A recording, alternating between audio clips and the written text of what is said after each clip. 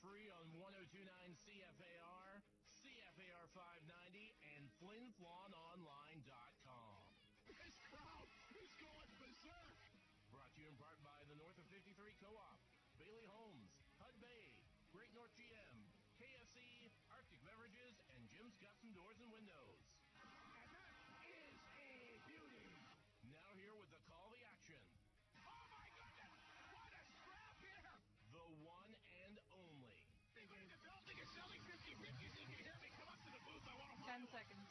Voice of your Flin Flon Bombers. There's the horse! I called it! Mr. Rob Hart. And we're here. Whitney Forum, all set to go. Another exciting season of SPHL hockey. All 12 teams in action to kick off the brand new season, including the Flin Flon Bombers and the Ronge Ice Wolves go home and home to begin the new year. In La Ronge tomorrow, it all begins here at the Whitney Forum. Northland Ford, the big tailgate party, handing out the glowing sticks, the hot dogs, the drinks. Lots of great music and great tune-up to get everybody ready tonight. And I'll tell you what, the joint is jumping. And I mean, the preseason's the preseason. This is the moment everybody's been waiting for. Rob, there's no audio. It's been a very interesting, tough summer for a lot of people. And a great escape is always coming to the infamous Whitney Forum. No place beats it. You know what? We always used to say no place beats it in junior A hockey. No place beats it in hockey. I mean, the Forum's gone. Maple Leaf Gardens. I mean, Madison Square Garden's still kicking around fine. All the historic buildings, Chicago Stadium, on and on. The Whitney Forum still stands. Great facility, legendary players, legendary team, legendary fans. And I'll tell you what, a pleasure to get ready for another great year of Crate Furniture Flin Flon Bomber hockey. Speaking of Northland Ford, if he can't sell you a car, well, he'll definitely be able to bring you some in-depth coverage of the Flin Flon Bombers this year. Mike Slip is with us. Mike, great job to Northland Ford. Do so many great things here in the community. Great job with the tailgate party, but I know that as much fun as you were having out there, you could hardly wait to get inside and get ready for this game. You're absolutely right, Rob. And, you know, you mentioned a great sport team, great players. Well, what a great town we have here, and what great firefighters that saved our town. And also the folks watching from La Ronge, we mentioned it the last time La Ronge was in town. They were battling fires up there, too. So we're happy to be here, and we're happy the great Whitney Forum is still standing. So, yeah, I'm excited. A lot of changes this year, Mike. We've got all kinds of new division names now. Yeah. The Flin Flon Bombers no longer play in the Sherwood division. It's now called the UPL division. You've got the Nutrien division, and you've also got the Bungie division as well. So, yeah, brand new divisions. A lot of coaching changes. Drew Kocher, the new man in charge at Estevan. Of course, you've got new coaches in other communities as well. Brand new coach in North Battleford, Kyle Schneider, former La Ronge Ice Wolf assistant coach, a new man in Kindersley. Yeah. We've seen some changes with assistant coaches. Wow, a lot of changes as we get set to kick off this brand new season. Both the teams on the ice here tonight. The Bombers, 12 guys left from last year's team. The Ice Wolves, only 8 remaining. It's going to be really interesting. And I'll tell you what, I looked at La Ronge in the warm-ups, and we talk about it so often. What a difference between the preseason. Yeah. They look like they got a pretty good, solid lineup here. Yeah, they do, and they got that goalie, Mr. Brown, back. You know, you mentioned changes. I'm just going to run through this quick for the listeners. The Bombers' changes.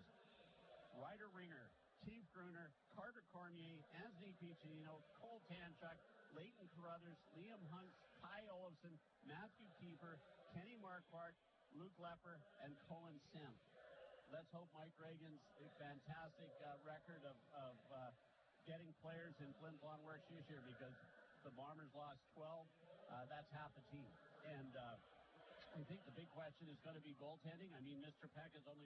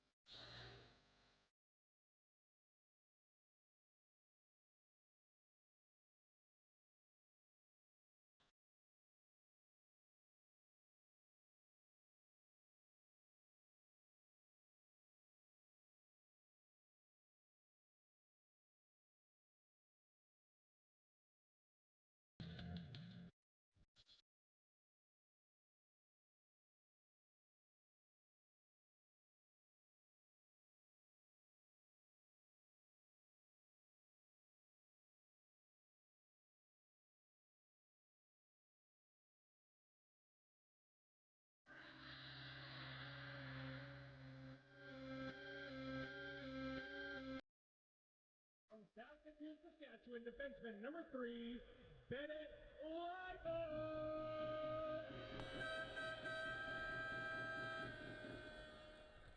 From Equivalent Nunavut, forward number 13, Michael Donovan.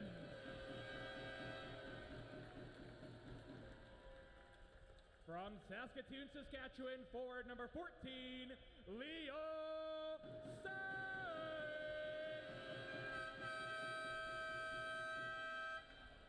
From Whitehorse, Yukon, defenseman number 15, Nash Holmes.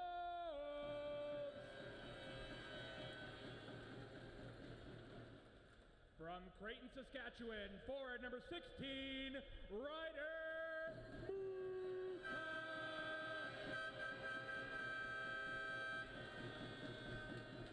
From Granby, Quebec, forward number 17, Nathan Lalumiere.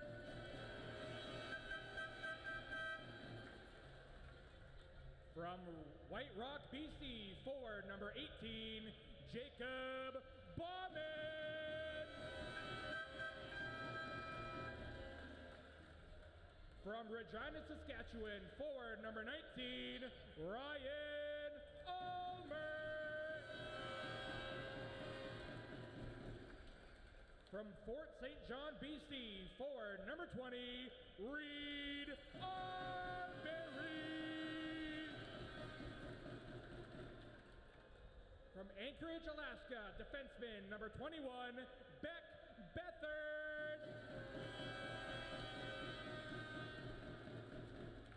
From Burnaby, BC, defenseman number 22, Jared Bigelow.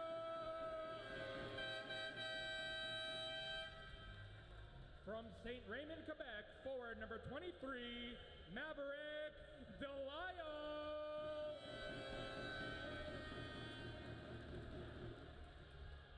From Saskatoon, Saskatchewan, defenseman number 24, Emerson Clark. From St. Albert, Alberta, defenseman number 25, Wyatt Yakimchuk.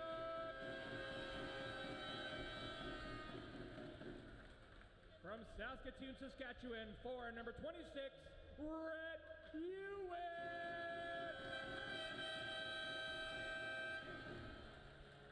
From Stephenville, Newfoundland, defenseman 28, Kyle Martin.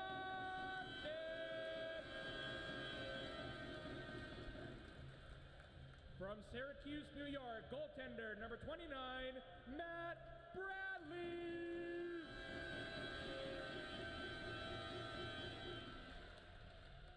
From Regina, Saskatchewan, forward number 37, Keaton Lesperance. From Flin Flon, Manitoba, number 39, Joey Lee.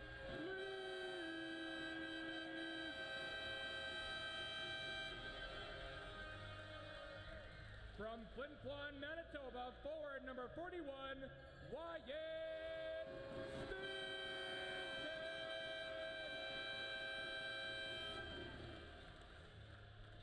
From Whitewood, Saskatchewan, forward number 47, Hudson Freehold.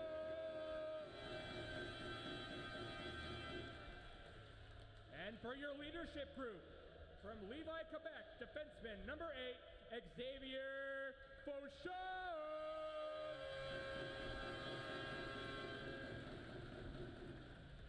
From Charlie Lake, BC, forward number 27, Landon Alexander.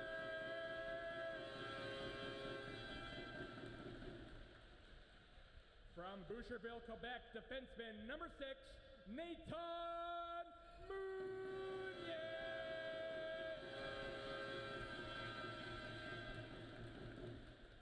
From St. Albert, Alberta, defenseman number 5, Pierce Yakimchuk.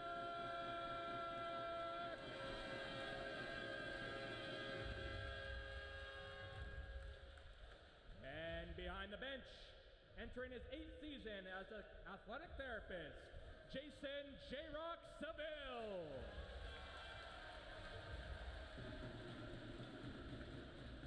Entering his 12th season as assistant coach, Chris Bordes.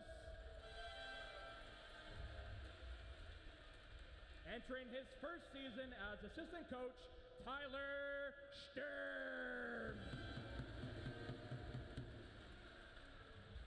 And entering his 19th season, your head coach and general manager, Mike Reagan.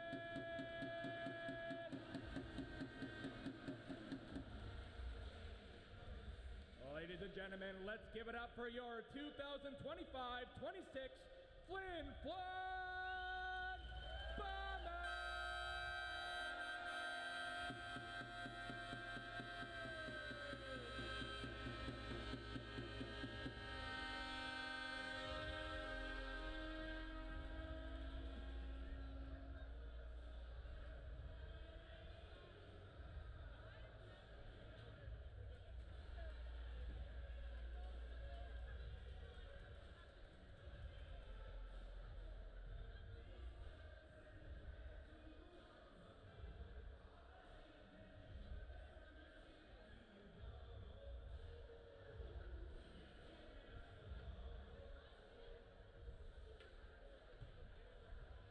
Hockey fans, would you please rise and stand if you can? Remove your headwear and join Lisa Ferry in the singing of O Canada.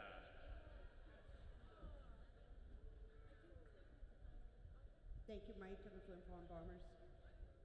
Oh, Canada, our home and native land, true patriot love in all of us command. With glowing hearts we see thee rise, the true north, strong and free. From far and wide, oh Canada, we stand on guard for thee. God keep our land glorious and free. Oh Canada, we stand on guard for thee. Oh Canada, we stand on guard for thee.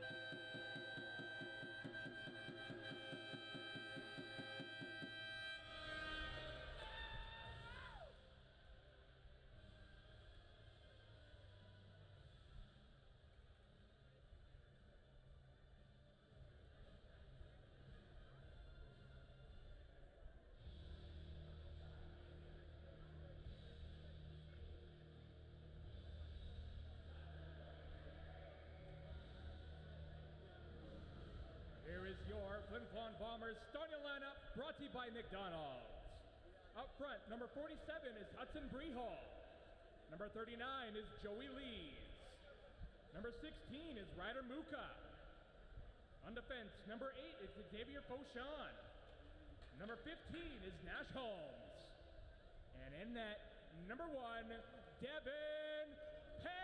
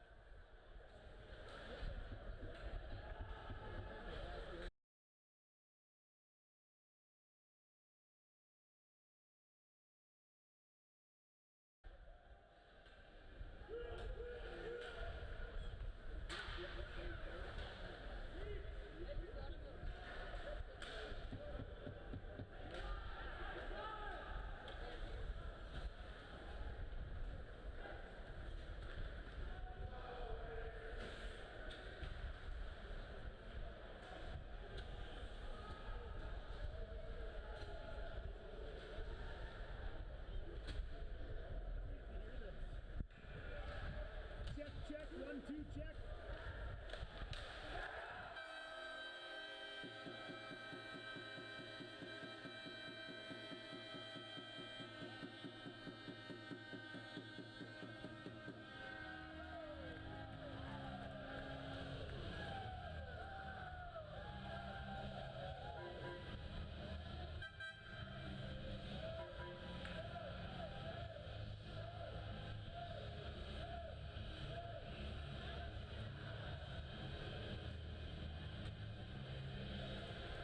Flin Flon Bombers, go! His first of the season, his first as a Bomber, scored by number 19, Ryan Almer.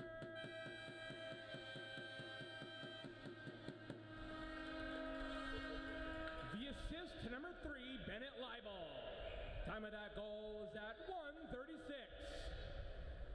That's Ulmer, his first from Leibel at 1:36.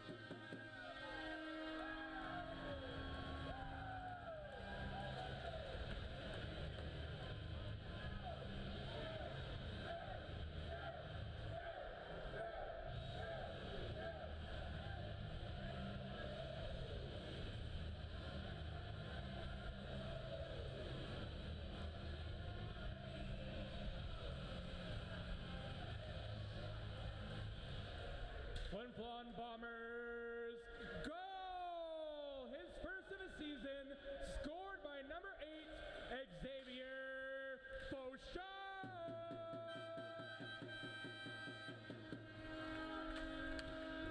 The assist to number 13, Michael Donovan. Time of that goal is at 2:54. That's Fauchon, his first from Donovan at 2:54.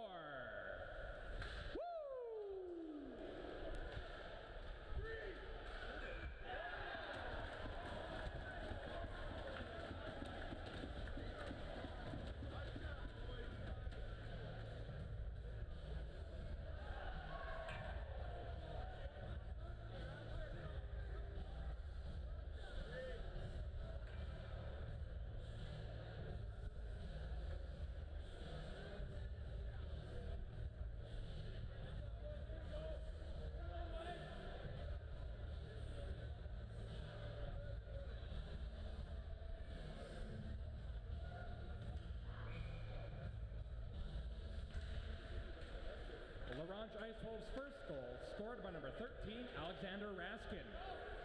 The assist to number 9, Waylon Gardipi. Time of that goal is at 3:32. That's Raskin from Gardipi at 3:32.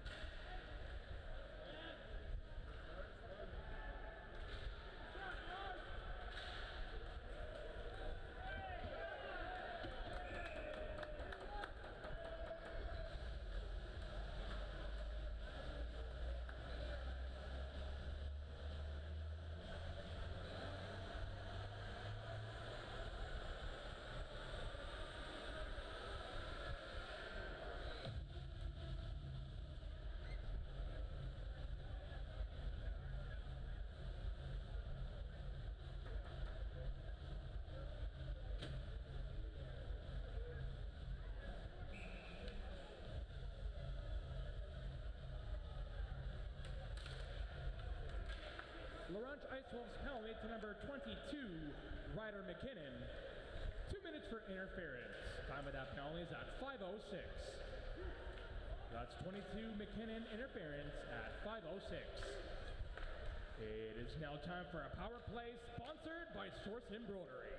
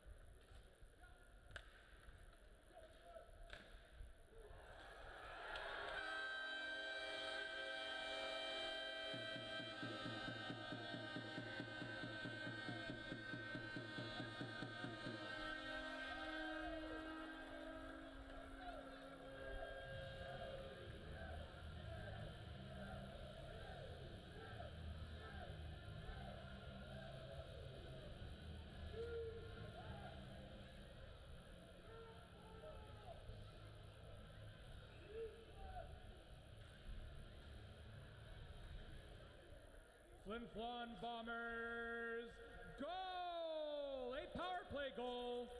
His first of the season, scored by number 27, Landon Alexander.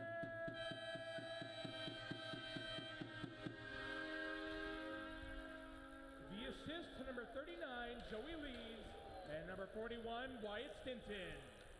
Time of that goal is at 6:28. That's Alexander, his first from Lees and Stinton on the power play at 6:28. Woo!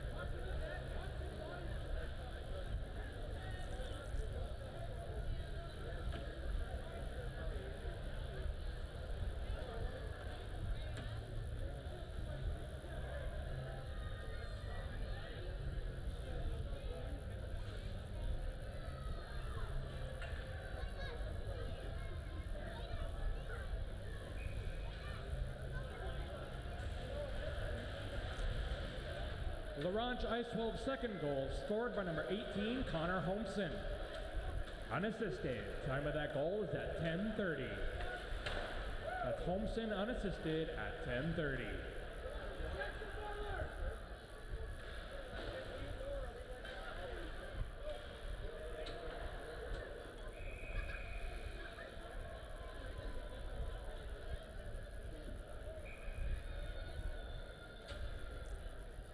Cantera Seeds has been grown by the pros on the prairies for 30 years and is a proud supporter of the SJHL.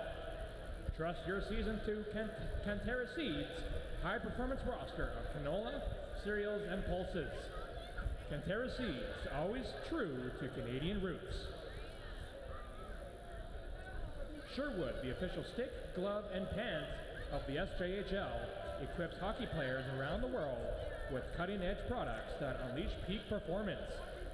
Individually and creativity, Sherwood is used by professional players like Connor Bedard, William Nylander, Matthew Tkachuk, and all SJHL players. Make sure to check out Sherwood's assortment of sticks, gloves, and protective gear at your local retailer.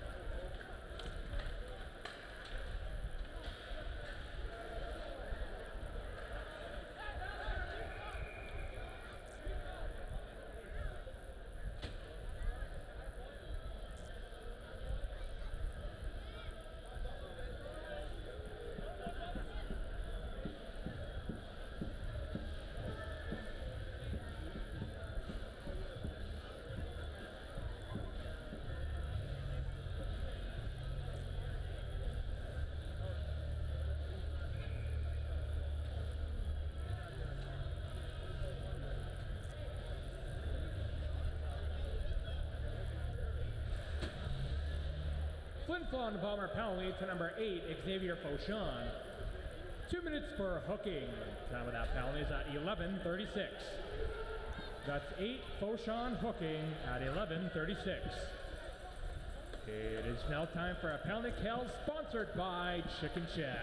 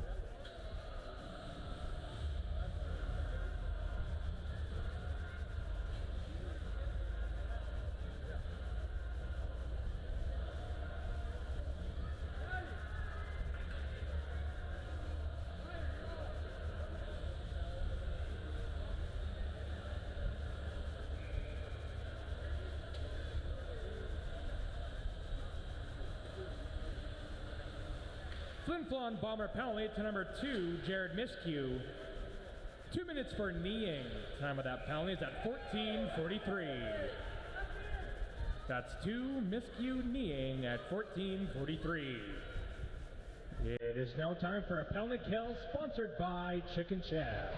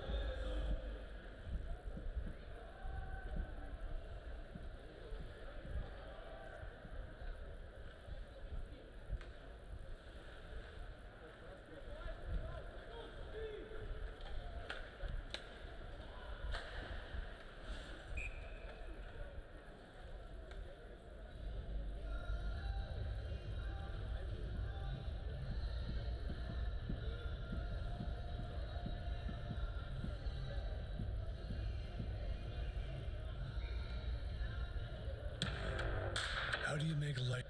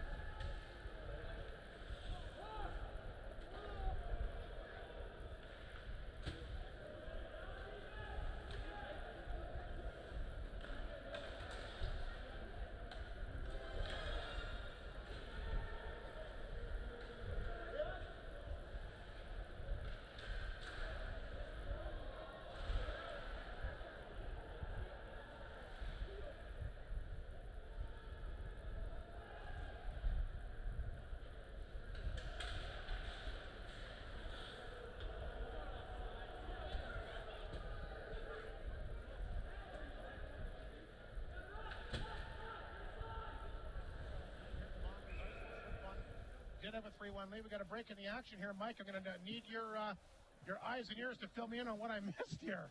Rob, if I was trying to get this board going and I know nothing about it, so I missed a lot myself. First goal was Ulmer. It was a nice shot. The first Ronge goal, I'm not sure who scored it, but it was a bad giveaway by Pierce Yakamchuk, and they just skated in and got it past Peck. Shots are 13-8, 3-2 Bombers, but I'm sorry I couldn't be more. We'll get the goals off the scoring summary. I was even going to try to do play-by-play, Rob, but I couldn't do it. Maybe it's a good thing you couldn't figure it out. I'm just kidding. Probably is. Here's tail feathers. It would have been nice to have something on there for sure, but we're back with respiration, I believe. There's tail feathers. He'll dump the puck back of the Bomber line. Butler back there. He tried to flip that one back out front to McCausland. Puck is deflected, sent back down the ice. He's starting netminder for the Ice Wolves tonight, Graham Brown. The Bombers managed to beat him 3 times on 13 shots in the opening period. That's not necessarily an easy task to do. Wolves will pick up the puck at their own blue line. They'll move it ahead. Donovan got a piece of that. Now it's picked up here by the Flin Flon Bomber defenseman, fired inside the zone by Leibel. Wolves get it. Here's Harold across the Bomber line. Had a step, but then he kind of mishandled the puck. Brayhot will have it. Feeds it up to Joey Lees at center. Lees can't knock it down. Picked up here by Darnaby. Slap back at the Flin Flon zone. There's Jakubchuk. Back of the goal it goes. Ice Wolves got a good forecheck going as they're able to grab the puck, but now Flin Flon will get it back. This is Brayhot. Brayhot will dump it in. Good-looking player for Flin Flon. Of course, had a taste of action again in last one. Throws it out front. Open net. They score! Ryder Muka, the hometown product. And Ryder Muka will slap that one home. And the Bombers restore the 2-goal lead here late there. Mike slip 4-2 in a minute 25 to go. Typical Ryder Muka fashion. Yeah. Left alone in front of that. The guy's got a nose. He knows where to go, and he's not going to miss from there. You and I might miss from there.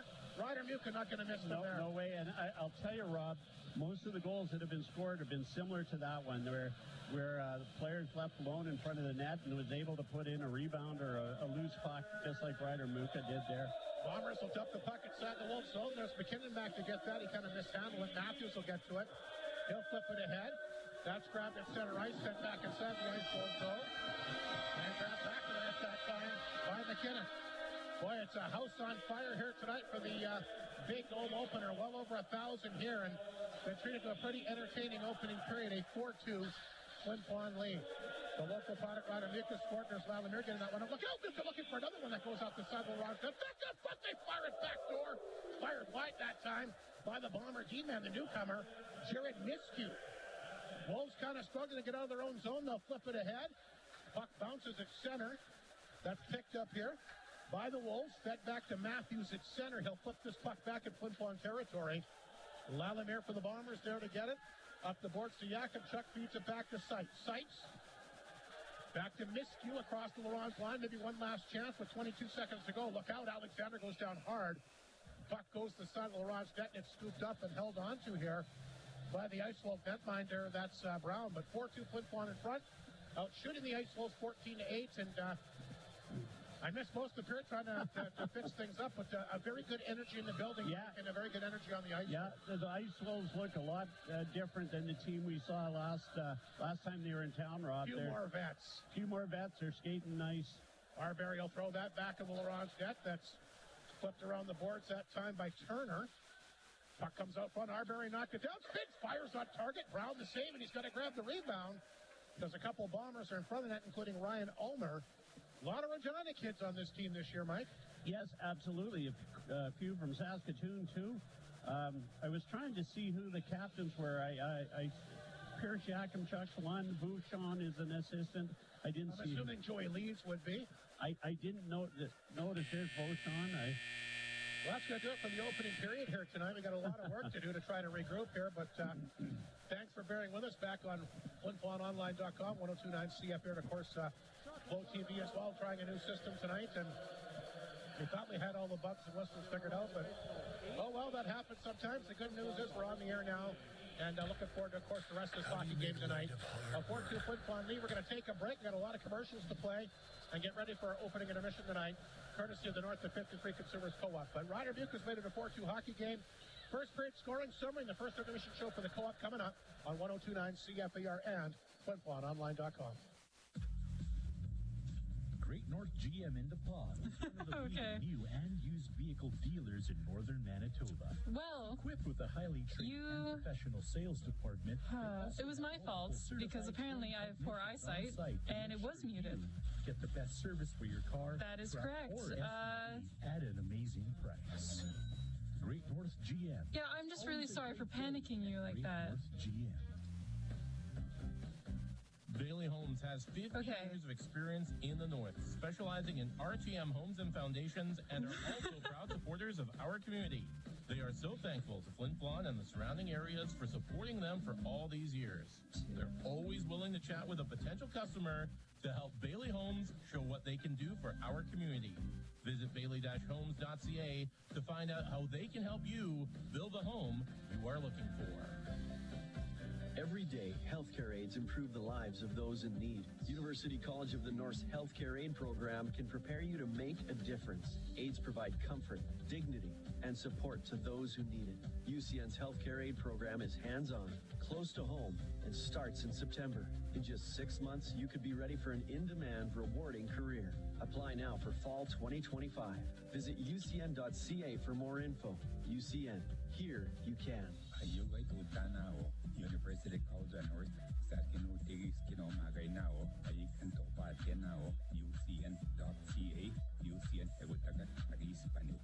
Gourmet pizza is back at Chicken Chef. Yes, it's the triumphant return of full flavor. Enjoy the house-made meat sauce on the meatballer pizza. Spice things up with the Thai chicken. Balance sweet and spicy with the Hawaiian, or keep it classy with Chicken Chef's Italian classic CC's Margarita Pizza with their signature dough. Let your taste buds lead you with the gourmet pizza menu at Chicken Chef, where it always feels like home.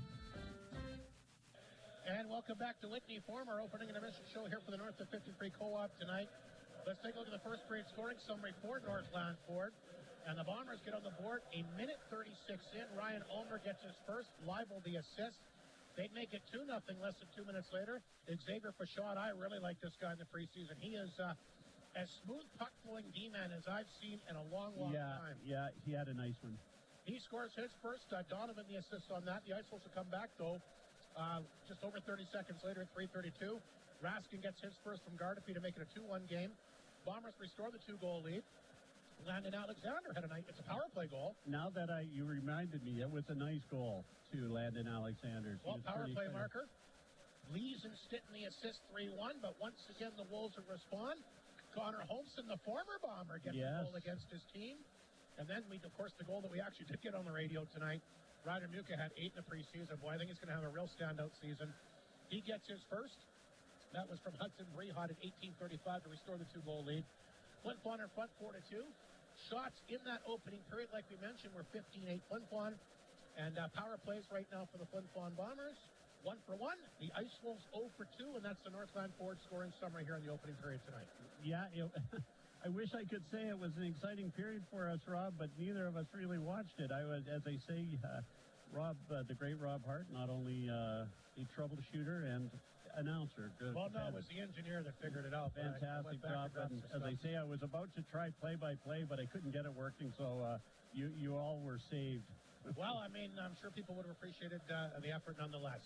So it is a 4-2 Flin Flon lead after the opening 20 minutes as we get set for more of our opening intermission show for the Co-op here tonight. Unfortunately, we get to hear our coaches' interviews tonight, but who knows? Maybe there's some time later tonight. We'll get to that. But we're going to take a break. We're going to come back with our Creighton Pizza player profile. Pierce Yakimchuk, who is one of the assistant captains, is going to join us. He's excited about the beginning of the year. Had a great preseason, had a great camp. One of the nicest kids you'll ever meet. Yeah.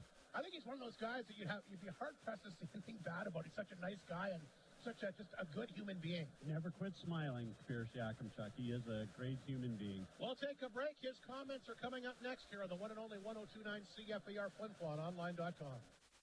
Hudbay is proud to be a sponsor of this Bomber broadcast. From donations so I don't have that ready yet. Do you want me to play another one and then Creighton's Pizza and then let you know later? Supported our community with dedication. Okay, so this one, another one, and then Creighton's Pizza.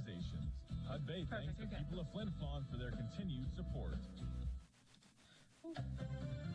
The days get shorter, the leaves change color, and the pumpkin spice goodies are at the North of 53 Co-op. After checking out the fresh produce, and before you see what's in the meat department, linger longer in the baking section, and look twice, as the Co-op has everything pumpkin spice, from cookies to cupcakes, and of course the granddaddy of them all, the pumpkin pie. Cozy up to all that is fall at the North of 53 Co-op. You're at home there. Okay, corporate meeting time. First of all, we got to cut it with the long-distance personal calls. Hello, Australia. Sure, I can hold. What was that? And we're going to have a dress code. Pants are the devil. And no more Creighton's Pizza. It's too distracting. The lasagna, ethnic favorites, wings, and of course the pizza. This is outrageous. That's it. We quit. 10 seconds. We'll start our own company and run you out of business. What do we do here anyway? I'll tell you what we do. Call Creighton's Pizza 688-2080 and fight for the last slice. Welcome to our first intermission tonight, opening night here in the SJHL. The Flin Flon Bombers, of course, are playing host to the Ronge Ice Wolves, a team they saw a couple times the preseason, but let's face it, regular season will be a lot different for sure, a lot different looking lineup. Pierce Yakubchuk joins us, one of 4 assistant captains this year. 20-year-old year, Pierce, we had a chance to catch up with you, I guess, in training camp. Thought you looked pretty good, thought you had a good preseason, but let's face it, this is the moment you've been waiting for. Yeah, definitely. The home opener is always the moment that everyone's training for all summer, and then you get to the seasons to kickstart your season off to a good start, and it's exciting to see all the boys coming together and seeing lots of boys have their debut tonight. Few different looks for you. Of course, you're a 20-year-old leader on the team, but you also had your younger brother here playing with you in training camp for the preseason as well. What was that like? It was definitely awesome. It felt like home, seeing him and playing with him. It's a lot of fun seeing his face every day at the rink. A lot of new faces on this team. A lot of firepower is gone, but you've been with the team the last 3 years. I guess it's nothing new. Good players leave, good players come in. Are you pretty confident with the group you have to start the season? Yeah, definitely. We got some great depth. I got to meet lots of the guys really well. Got to know them really well, and I think there are a lot of great guys that are willing to put in the work all season. What was your thought process coming in? Because like I said, no Ryder Ringer, no Keith Gruner. You know, I could go on down the line of obviously some very good hockey players, that some of the best players certainly around the league. Some big shoes to fill. What were your expectations coming in this year, knowing that you had to find a way to replace those guys? I'm always confident. I know all the boys are always putting in the work every day, and I know Mike always likes to bring in players all throughout the season, and he's obviously helped out. There's a lot of new additions to the team, and there are a lot of great guys, and I think we're going to have another great season. Not your first home opener, but I got to ask you, a little bit nervous here tonight? I'm always nervous, Hardy, but that's a good thing. Pressure's a good thing. I suppose, and I mean, I know that it's Ronge, and I know you had your way with them last year and even the preseason, but we all know when a new year begins, anything can happen, especially in one game. Yeah, I definitely agree with that. Like, this game could be different to the next game. Anything can happen. You always got to show up every night with your best. What's the mood been for you and the team here the last few days? Has it been tough waiting for this moment? Do you find you're a little bit thinking a little bit more about it because you're so excited about the regular season to begin?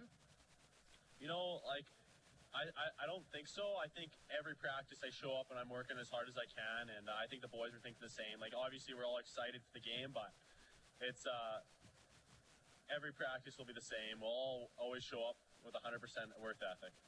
I know it's a long season, it's 58 games, but there's always something extra special about the home opener, especially here at the Whitney Forum, is there not? Definitely, yeah. There's always some crazy atmosphere at the first game of the year, and it continues throughout the year. We have some great fan support, and I love every fan that comes. Well, and it's a special place, and we know that the Whitney Forum is a very unique building. It gets loud, and you think you could use that to your advantage, not only tonight, but throughout the season. You really use like the Saskatchewan Roughriders do with their fans, the 13th man. I mean, I guess here would be the 7th man, so to speak. But do you really look to use the crowd as your advantage here throughout the year? Oh, definitely. The atmosphere in here could really get into teams' nerves, and it'll really help us with our momentum ourselves. Like we said, Pierce, obviously a leader, a 20-year-old, one of the 4 assistant captains here to start the year. You've been with some really good teams the last couple of years, a lot of veteran guys. What did you take away from the past couple of years? What did you take out of that to get ready for this year? One of the biggest things I think I've taken away from is the practices. Every day you got to push one another, and you'll get better throughout the season. It can never stop. When you came here, did you ever think that you'd be a leader on this hockey team? Is that one thing you thought about? I know that you want to make the team initially, and you know you want to make things happen as you're in the lineup. But is it something you ever thought about? Was it something you thoued about maybe in the offseason this year, coming back as a 20-year-old? Well, yeah, Hardy, I've definitely hoped for it. I didn't. Like, it's nice to hear that I've become a leader, but I think our team's a 25-man unit of leaders. It's not just one guy or 2 guys or 3 guys. It's 25 guys. They're all leading. There's the leadership group is just here to keep everyone in line, and I think everyone here is a great leader. Well, and you and I chatted about this in the preseason as well. It's one thing to be a raw guy in the locker room, and I certainly got nothing against that. But the big thing is leading on the ice with the way you play, like you mentioned. Even going to practice, I mean, leading there and leading in games, maybe not having to say necessarily everything, just leading by example, and just guys follow by your work ethic and what you do. Yeah, definitely. I think one of the biggest things as a leader is you gotta show up yourself. It's not just about words. It's it's a lot about showing others what you're supposed to do on the ice and your work ethic and how you have to show up and approach games and practices every day. You know, your junior career goes by so fast. Here you are in your 20-year-old season. Biggest Bomber moment for you so far?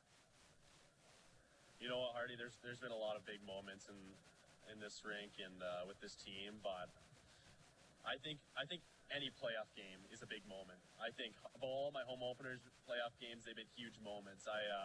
You got to respect every moment like it's your last. Right. How about a first goal? Do you have the puck from your first goal? What do you remember about that? Yeah, I actually do. But all I remember is Notre Dame, and I shot the puck and it went in. That's all I really remember, Hardy. Well, hey, they all count. Quickly, besides the Bombers, is there another hockey moment for you that jumps out in your career that you remember vividly? No, honestly, I think all my greatest moments are here with Flin Flon. I've really had this the best time of my life, and I think we got to end it on a hot note. It's my last year here. There's something special about putting that jersey on, isn't there? Definitely. Every time you see the logo, every time you see your jersey, it's a warm feeling in your heart. Listen, Pierce, congratulations on being named one of the captains. Not many people get to say they did that, especially on such an illustrious junior team like this. Good luck tonight. Good luck throughout the season, and enjoy it, because like we said, your 20-year-old year, it'll go by quick. Thank you, Artie. Pierce Yakimchuk, one of the assistant captains here on 102.9 CFAR, a Creighton Pizza player profile on 102.9 CFAR and FlinFlonOnline.com. Jim's Custom Doors and Windows is your trusted local windows, doors, and after this, we have 19 left. Did you know they also install overhead doors? And did you know that a properly installed we have 3 left after this. Home against extreme weather, help you save on your energy bill, and can increase the value of your second home intermission, correct? Yeah. Well, if you didn't, now you do. Plus, they also have lock and key services. 3. You protect your home from the elements. Jim's Custom Doors and Windows. 4. Call them today, 687-7071. Take advantage of Maytag's dependable savings event at Creighton Furniture and Appliance Center on now until October 1st. You can save $100 when you purchase a qualifying laundry pair, save $150 when you purchase 2 qualifying kitchen appliances, or save $300 when you purchase 3 or more qualifying major kitchen appliances. Get hundreds of dollars in savings just by shopping Maytag. Get the appliances you've always wanted with the Maytag dependable savings event ending October 1st at Creighton Furniture and Appliance Center. Yo, dude, can you pass me a bubbly from the fridge? Yep. Here you go. Thanks, man. No problem. What's that sound? Oh, you mean this? What? How do you do that? I did nothing. That's just the feeling you get when you drink bubbly, sparkling water. Wow. Do it again.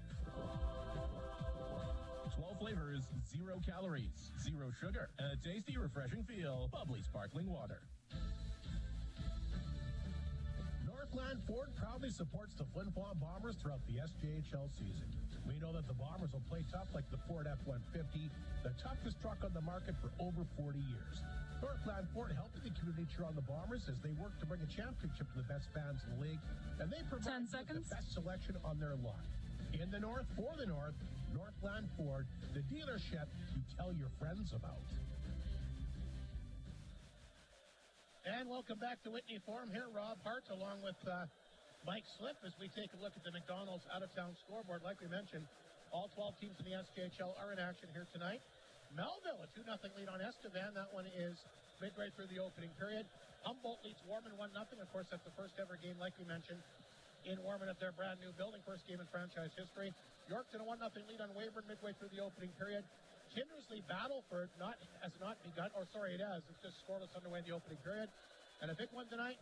They're raising another banner at the Northern Lights Palace in Melfort. Mike, back-to-back championships for Mustangs. Get set for the NIP1 Hawks. And I'll tell you what, I've been talking to a lot of people around the SJHL. They are very excited to see this NIP1 Hawk team play. 17 players back from last year's squad. In my opinion, on paper, they're the best team in this division right now. Yeah, and we called it last year after, they only had, the 2 20-year-olds. And so, they stayed patient and stuck with the team, and I think it's going to pay off. I hear Kindersley is looking pretty good, too. Yes, I was talking to some of the Ronge players when we were doing an interview that unfortunately probably won't air with the standing-in coach tonight, Kyle Graham, but they...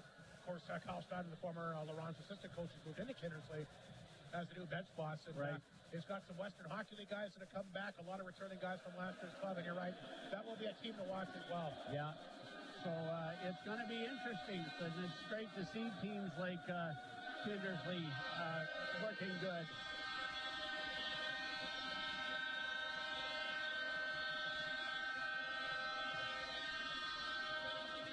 Let's take a look at some Major League Baseball scores. Not a good one for the Blue Jays tonight. Kansas City hammering Toronto 10-1 in the fifth inning.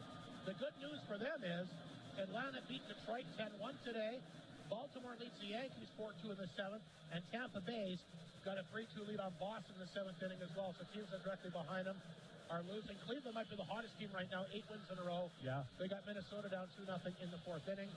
CFL action tonight, it's a real barn burner between the Alouettes and Argonauts. 10-9 Montreal in front in the fourth quarter. Calgary, BC. Stampeders trying to move within 2 points of Saskatchewan for top spot in the West Division. Right now, here at the Whitney Forum, it's a 4-2 Flin Flon lead as we get set for the beginning of the start of the second. Joey Lees lining up here against Gardapi. Bombers win the faceoff. Here's Nash Holmes to Ryder Muka, who got that fourth goal late in the period. He'll send it in. Muka will knock it down, got one hand on it, then it comes out front, and Lees can't get a stick on it. Muka will race after it. Pinned up along the boards that time by the veteran Gardapi. Muka in there, and Lees trying to dig it free. Gardapi doing his best to kick it up along the boards. Wolves will move it ahead. Here's a quick pass, and the headman that they had, it looked like the forward Raskin behind the D, but the puck was just a little bit over top of his stick. Raskin actually a guy that Flin Flon tried to sign, but he elected to go to Ronge. He's got some skill, and they think that he's going to be a real good offensive player for them this season. Here comes Nash Holmes for Flin Flon at center. The quick pass to Lees inside the zone, trying to come back. Good play that time by Matthews. He knocked it down. Wolves flip it back in the Flin Flon zone. There's Holmes to the former bottom. It's got a goal. Holmson cutting in. Outweights the goalie and fires it into the pad of Peck. Holmson almost his second of the night. Boy, was he patient there, Mike. I thought that was going in. The way that he waited with the patience there, but give Peck credit. Yeah. He got that right pad down and made a good save. Holmson paying dividends for the Ice Wolves tonight against his former club. A goal and almost had two. Wolves hold it in the corner. The puck still inside Flin Flon territory. Grabbed here by the Ice Wolves. They'll send it back out front. That was Porosny. Muka will get it back. He'll send it off the boards back down the ice. Frosty back there, overskated it back of his own net. Now it's scooped up this time by Knox. Knox bumped off the play that time by Sykes. Holmson, though, will chip it out. Puck comes back to center. There's Lalumir. He'll play that one back to his own blue line. Pass up the middle to Sykes too far. Alexander grabs it inside the ice. Well, zone out front! Centering pass and a great save by Brown. He'll take that one away from Sykes, but what a feed out of the corner. Football that close to making it a 5-2 hockey game. Yeah, I think the Icers thought it was icing. I kind of thought myself, but no, the linesman waved it off, and it came out. Nice save by Brown. Face-off inside the Laurent zone. 4-2 Flin Flon in front, just underway in the second period here tonight. Creighton Furniture, Flin Flon Bomber Hockey back on 102.9 CFAR, FlinFlonOnline.com. Landon Alexander, a goal in the opening period, will take the face-off here against Dawson Butler. Bombers win the face-off. Right back out front, Alexander. A shot, stick save made by Brown. Alexander gets his own rebound. Lost a handle. Tail Feathers will pick it up for the Wolves. He's pinned up along the boards, tried to move that one ahead. Alexander after it will go back of the Laurent goal. Here comes the Bomber D-man pinching in. That's Miskew, the newcomer. He wasn't here for any of the preseason games, was he, Mike? Am I missing something? First time I've heard his name, I think, Rob. McCauley back for the Wolves. Knock lost in the corner. Here comes Alexander trying to come back out front. Alexander flying all over the place tonight along the boards to Lalumir. That one knocked off his stick up the middle. Here's an opportunity now for Butler. He'll pick it up one-on-one by Miskew. A shot that got sent off Miskew's skate. Yakimchuk up the other way. Alexander onside. That's it. Shoot. Save made by Brown. Rebound out front to Lalumir. Lalumir trying to send that back out front. Knocked away by Turner. Good end-to-end action. Here's Olmson playing that one ahead to Knox. Knox tied up inside the zone that time by Fashon. He'll get it. At center, trying to send it over to Arbery too far. Puck will go back of the Ice Wolf net. Arbery bumping that time with Dezen. Sight speeds it back to blue line. Fashon's long shot. Brown will kick that one away. Good pressure by the Bombers again. Back of the goal. They try to work it back out front. That's Ulmer, who had the opening goal tonight. Back to Holmes, a chance to let it go!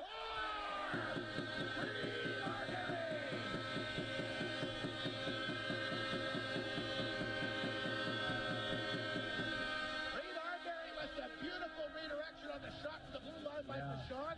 And I forgot we're spoiled here at the Whitney Forum. We're going to get a chance to look at it again here on the big Jumbotron. Puck comes back to blue line. Sorry, that's Dash Holmes with the shot. But no mistake on the guy that redirected it, Reed Arbery. 5-2 Flin Flon. And you notice what Holmes did there, Mike? Kept the shot nice and low so a guy can redirect the puck like that. Flin Flon Bombers. And Brown thought it was going higher, and Reed just tipped it through the 5-hole. Beautiful goal. So Reed Arbery will get his first of the year. Holmes will get the one assist and a chance off for Vic for an ice ball. Vic trying to get along. Vic! Oh, he might get a penalty shot here. Holmes got a hold of him with the hook. Going to be an interesting call coming up. Will Vic get the penalty shot? We're going to find out here.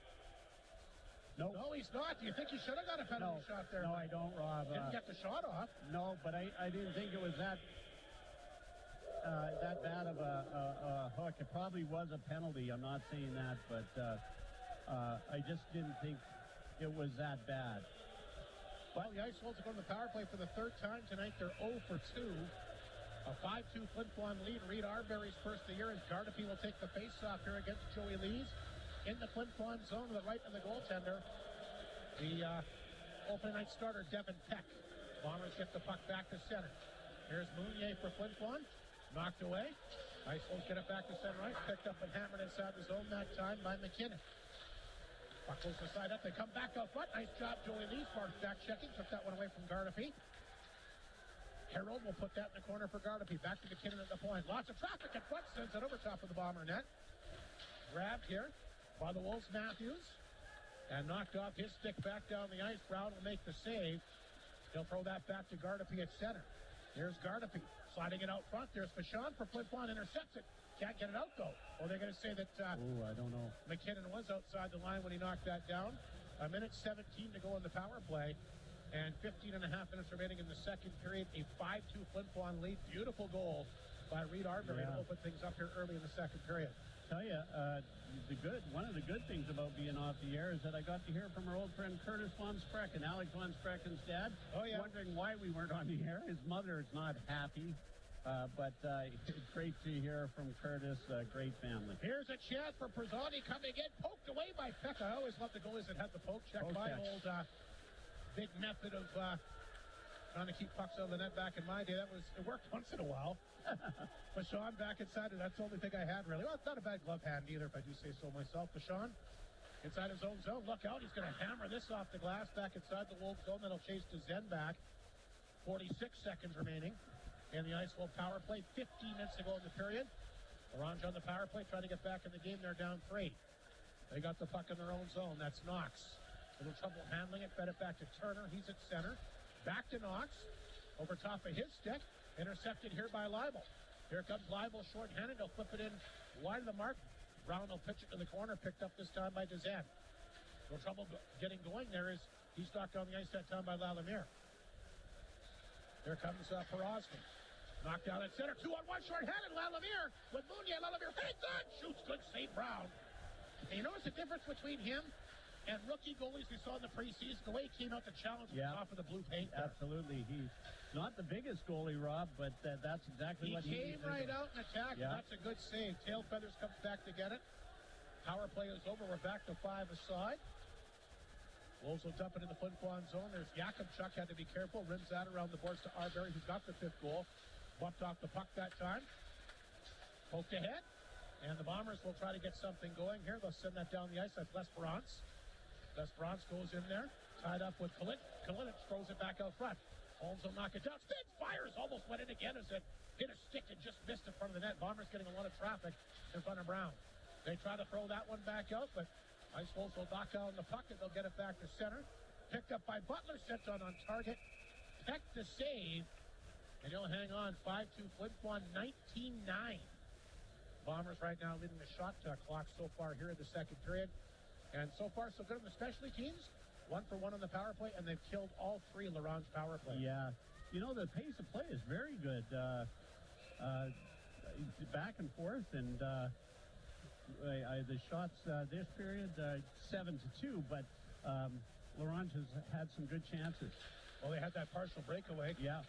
Here comes Muka right off the faceoff, and he'll take off the center across Laurent's line. Muka hangs on, shoots! Save late that time by Brown, and again, he had traffic in front of him. Pashan can't hold the blue line. Butler trying to take it from him. Pashan trying to regroup. Here's Tail Feathers. Back out front. Jets for the Wolves. Walking in. Puck is loose. Oh, good save that time by Peck as he robs the Ice Wolves. Butler in front. Back the blue line. Ripped over top of the net that time by McKinnon. Good pressure by the Wolves. They know they need the next one. Puck laying back of the Bomber net. Poked in the corner. And that's scooped up here and flipped the blue line, but knocked down again by McKinnon. He'll hold it in. Try to throw that back out front to Tail Feathers. Tail Feathers centering pass. A good one out front. They score! Butler off the stick. What a feed by Tail Feathers on the corner. Nobody picked him up, and he'll rip that one in. High glove side, and we got a 2-goal game once again. Butler getting his first of the year for the Ice Wolves, but good work by Tail Feathers to set him up. Yeah, another bad giveaway. Defenseman leaped high in the air, knocked it down, and got it over in the corners. I tell you, Tail Feathers really impressed me in that exhibition game we did. Rob, he's a big man, and I think he's going to be a real asset. Well, they gave up a very good player to get him last year. One of the big blockbuster deals at the deadline. Tail Feathers, of course, a former Kindersley Clipper. Buchart went over there, was the principal part for Kindersley as they got that late season purge to get in the playoffs. But Tail Feathers, I know, Ice Wolves obviously very high on him. 5-3 to score. Flin Flon in front. A big goal here by the Wolves. Here comes the Bombers right back. Les Bronx will get it in. Throws it back out front. Goes off the right pad that time of Brown. Puck flip back to center. Now by Mounier, and then he gets dropped here by Turner. Puck comes back to center. Mounier will swat it ahead. Bombers try to grab it. Mounier will take off. Sends it to Donovan. Donovan, his shot partially blocked. L'Esperance will pick it up in the corner. He's tied up here. Wolves working hard. They got that big third goal. Held in here by Bowman. Feeds it back to Mounier. Chance out front off a skate. And winds up on the stick that time of Vitt. Then, of course, had that breakaway earlier in the period. Gets it ahead to Fillinger. He'll knock that one away from Mounier. Puck bouncing. Knocked away that time by Peck. Puck now laying back in the Bomber net. Vitt in there trying to make something happen. Couple Bombers on top of him. Seitz will eventually dig it free. Around the boards to Donovan. Donovan tried to knock it down. Wolves will hold it in. That's along the boards.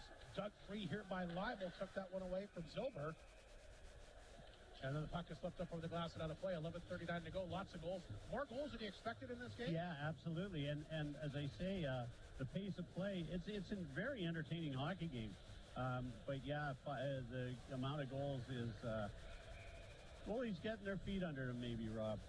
5-3, Flin Flon in front. Bombers also leading the shot count 20-10 with 11 and a half minutes to go in this second period. Gardepy have been a force tonight. Takes the draw against Seitz. Seitz wins the faceoff. And they'll move that one ahead. Bouncing puck knocked down by Kalinic. Alexander takes it from him, but then he loses the handle. Now he gets it back. He flips in. McCauley blocked out with his glove. Wolves will send it out. Raskin can't pick it up. Here's Vladimir for Flin Flon, tied up here with Harold. Bombers will flip it back. We got a penalty coming up here and behind the play. I think the Ice Wolves are going to take a slashing penalty, going to be handed out here.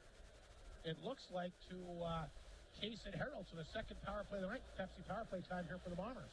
Yeah, I think he reacted to a hit. I was going to mention, Rob, that the Ice Wolves are playing very physical tonight, too. Some real big hits out there. Far more, of course, again, it was exhibition, but they got some big boys on that team and some solid hitters. So our very first Pepsi power play contestant of the year, none other than Harold Romo. Harold gets his products at Walmart. Good luck to him. Of course, he missed the first one this year. We apologize for that, but Harold will get an opportunity here. Flin Flon is 1-for-1 in the power play. A power play goal earlier tonight, courtesy of Landon Alexander. Bombers working to the blue line. Knocked down by Pashan. Sends it over to Lees. A shot. Brown there. Got his right shoulder on that. Bombers get the rebound. They feed it back to Pashan. He can't hold it in. And he's going to have to hurry. Because barreling down the ice is Porosny, who can move as well. Porosny knocked it down back. A short-handed chance. Off the stick over top of the Bomber net. Good job again by Joey Lees. Second good defensive play that Lees has made here this period. Here's the pass to Seitz. Bombers in the power play, sights across the blue line, overskated it. Puck done, picked up and flipped off the boards. It's before Vachon. Back in Flin Flon territory, 1:08 to go on the power play. Stretch pass to Lees, gets a stick on it. Ice will be waved off. Puck will roll inside the Wolves zone. Here comes Brown after it. Ooh, he was dangerously close to put that over the glass. It'll stay in play, though. Mounier back to get it, regrouping back to the Bomber net. Good penalty kill here by Ronge. 51 seconds to go in the Bomber power play. Here's the pass to Jakubchuk. To center. Inside the Ronge zone, Jakubchuk carries it in. Shot on target. Brown to save. Not sure where it is, but he's got it underneath him somewhere. And we got 9:57 to go in the second period. And good penalty kill by the Wolves, and they almost get a shorthanded goal. Yeah, absolutely. Kind of surprised. Maybe it's a good, smart play. They didn't go after whoever. I think it was Vachon or somebody who gave an extra tap to Brown, and they didn't react, which is probably a good thing with the power play. Bombers with the face-off. Jakubchuk a shot. Good save. Brown that time got his blocker on that. Arbery will get it back to blue line. Jakubchuk knocked it down, looks for a lane. Feeds it back to Mounier. Jakubchuk top of the right circle, can't shoot. In tight for Stitton. Back to Vachon. Look at the traffic in front of that Ronge net. Here's Mounier. Back to Jakubchuk. He's covered, can't shoot. Working for some open ice. Now he gets a hold of it. And Brown able to track that with Alexander in front. Good goaltending here by Graham Brown here. He's settled in here, Rob. First goal, second goal, I guess, was an easy one he probably should have had, but he settled in nice, looking real good. Boy, Landon Alexander looks real big in front of that net there. Tough to see around him, and you don't want to try to move him. 16 seconds to go in the power play. Face up inside the Wolves zone again, the right of Brown. Bombers with another draw. Here's Mounier. Jakubchuk one-timer, and again, Brown anticipated that, moving very well from side to side, and he'll make the save. 12 seconds remaining in the power play. 9:27 to go in the second period. 5-3 Flin Flon. The teams exchanging goals here in the second. Arbery's first, and then Butler comes back with his first of the year, and a nice feed from tail feathers. Mounier back up front. One-timer! Good job that time by Arbery, and Brown again. Able to get a body part on that one. Bombers trying to dig the puck free. Power play is set to expire. Arbery will dig it free. Walks on foot. Oh, nice glove save. Puck loose in front of the netminder. And Brown will track it, but what a glove save on Reed Arbery. Yeah, beautiful glove save by Brown there. He's, as they say, he's really settled in. Athletic. Well, again, we talked about this. You take a look at the goalie stats the second half of last season. He was amongst the league leaders. Yeah, absolutely. And he plays Flin Flon very well. Media timeout. We'll take a break. 9:10 to go, second period. Bombers in front 5-3, opening night in the SJHL here on 102.9 CFAR and FlinFlonOnline.com. McDonald's in Flin Flon is excited about the start of another Flin Flon Bomber hockey season, and they're also excited about their new drive-through times. The McDonald's drive-through at the Walmart location is open Monday to Wednesday, 7 a.m. to midnight, Thursday to Saturday, 24 hours, and they're also open 7 a.m. to 6 p.m. on Sunday. Stop by, enjoy all your favorite menu items, including the Big Mac, Quarter Pounder, Chicken McNuggets, McChicken, delicious fries, and all your favorite breakfast items. And don't forget to check out the McDonald's app or come to McDonald's to redeem the back-to-school coupons, all at your local McDonald's restaurant at the Walmart location in Flin Flon. Bailey Homes has 15 years of experience in the North, specializing in RTM homes and foundations, and are also proud supporters of our community. They are so thankful to Flin Flon and the surrounding areas for supporting them for all these years. They're always willing to chat with a potential customer to help Bailey Homes show what they can do for our community. Visit bailey-homes.ca to find out how they can help you build the home you are looking for. Over 9 minutes remaining in the second period. The Bombers go back to work with Brown hurt. Brown goes down, makes the save. Alexander mixing it up here out front with the Ice Wolves McKinnon. The puck hit the boards, and Brown jumped on it quickly. I think he just kind of lost his footing. I think maybe somebody nudged against him. Anyway, Alexander McKinnon having a conversation here. 9:04 to play second period. Flin Flon in front 5-3. Landon Alexander, a power play goal in this game. And the Bomber power play looked good. Even though they didn't score the last time, they moved the puck around well. Got some really good scoring opportunities, but Graham Brown was able to keep the puck out very, very good. Their special teams look great in the preseason. Now we got more jabbering going on here. I think the referee's probably going to tell these guys this continues. They'll give you both penalties. That looks like it's Bowman for Flin Flon, and he's fixing it up here. with the Ice Wolves Matthews. We do have a penalty coming up here off the faceoff. You knew it was just a matter of time. Yeah. I think both guys are going to go, too. Looks like it's going to be Les Bronze for Flin Flon. I thought he was taking a dance partner. Yeah, it's roughing both ways. Les Bronze is going to go, and they're handing out a penalty as well to Ryder McKinnon. And you knew it was just a matter of time. Yeah, you tell the guys to stop that, and they're not listening. So we'll go 4-on-4 hockey, which means things should even open up a little bit more, should they not? Absolutely. It's going to be interesting to see this. Joey Lee's two great defensive plays in the second period. Yeah. Joey needs a big year this year. Wins the face-off. Flin Flon will hold it in. Lees has got it in the corner. Nice backhand pass. Holmes will pick it up. Walked in. That one got blocked out front. Nice job that time by the Wolves, and they'll get it back up the middle. Picked up here by Knox, but Holmes comes back to take it from him. He's got a big assist here tonight. Big body check there, Muka. Here comes Vachon on the offense. He cuts across the line. Vachon will knock it down. He's got something going. Throws it back up front to Holmes. Holmes will knock it down. Walks in, safe rebound, open net. Muka can't convert. Although, I think the Ice Wolves did block that in front. I don't think it got through cleanly. Vachon trying to hold the puck in. He does. Here's Vachon. Blue line from Muka. Spins, fires. Good right pad save again. Brown moving very well side to side. Picked up here by Porosny. Porosny having trouble getting it out. Now he'll drop it back. It's picked up here and moved out by Kalinic. Porosny has it inside the Flin Flon zone. He's trying to go to work. Nice nifty move there. Then he gets knocked down. Keeps the puck in, though. Good job here by the Wolves. Vachon will tap that back to Yakupchuk. 4-on-4 hockey for another 55 seconds. Quick game tonight. Down to 7:50 to go in the second period. Here comes Alexander. Sidesteps the check, but loses the handle. Harold will pick it up for the Wolves. He'll chip that towards the front of the Bomber net. Yakupchuk, look out. Almost tipped that in his own goal. Having trouble finding the handle. Good aggressive forecheck here by the Wolves as they'll knock it down. They throw it out front. Here's a chance off the goal post. Great chance for Dezen. Flin Flon couldn't get the puck out. Dezen will feed it back out front to McCauley.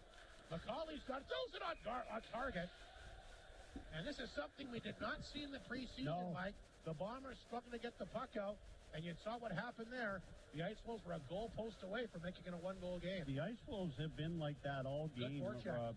Even when we missed the first a bit, Dawson Butler and was having a real battle in front of the net there.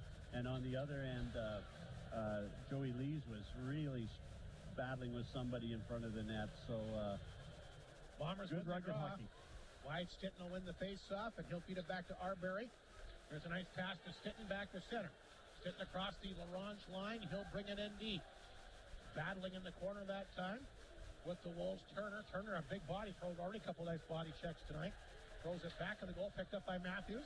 Down the ice for Vitt. I think that'll be an icing call. It will be as Mounier will touch up. And we'll get a face-off back in Ronge territory. 6:57 to go in the second period. Let's see what's happening out of town tonight. McDonald's out of town scoreboard. All 12 teams in the SJHL in action this evening. And we got Melville once again leading Estevan 2-0 after one. Humboldt a 1-0 lead on Warman after one period of play. Yorkton in front of Weyburn 2-0. That's after one. And Kinsley Battleford still scoreless in the opening period. And Nipawin a 1-0 lead on the Mustangs early in the opening period. Mustangs raising that championship banner tonight. But I'll tell you what, they may not be the best team in the division this year. The Nipawin Hawks might have something to say about that. Here's Arbery. Tried to throw that one back out front. Bombers, of course, will be in Nipwood for the Hawks home opener a week from tonight. Lalamere slides it out front. Arbery gets a shot away, and Brown somehow got something on it. I think there's a penalty coming up in front of the Ronge net. Nobody seems to know who it is. It's Sitton, I think, got interfered with. And they're going to hand the penalty up to McKinnon, so we're going to see that Flin Flon Bomber power play. Good job by White Sitton to get in front and make something happen. Again, some good action in front of that Ice Wolves net. New Pepsi power play contestant Todd Sims will get a chance at some Pepsi tonight. Gets his products at Walmart. Good luck to him. 6:28 to go, second period. Flin Flon 1 for 2 on the power play. Joey Lees wins another faceoff. This is Leo Seitz. At the blue line. Through traffic, open net. Oh, Lees set up perfectly. What a feed. And I think he hit the side of the net. I don't know if Brown saw it. Flin Flon continues to work it down low. Lalamere in the corner. That's Seitz. Back to Fashawn, takes the shot out front, leads a one-timer. Brown, another big save. 27 shots for Flin Flon now in this hockey game. Bombers hold it in, Sights outside the right circle.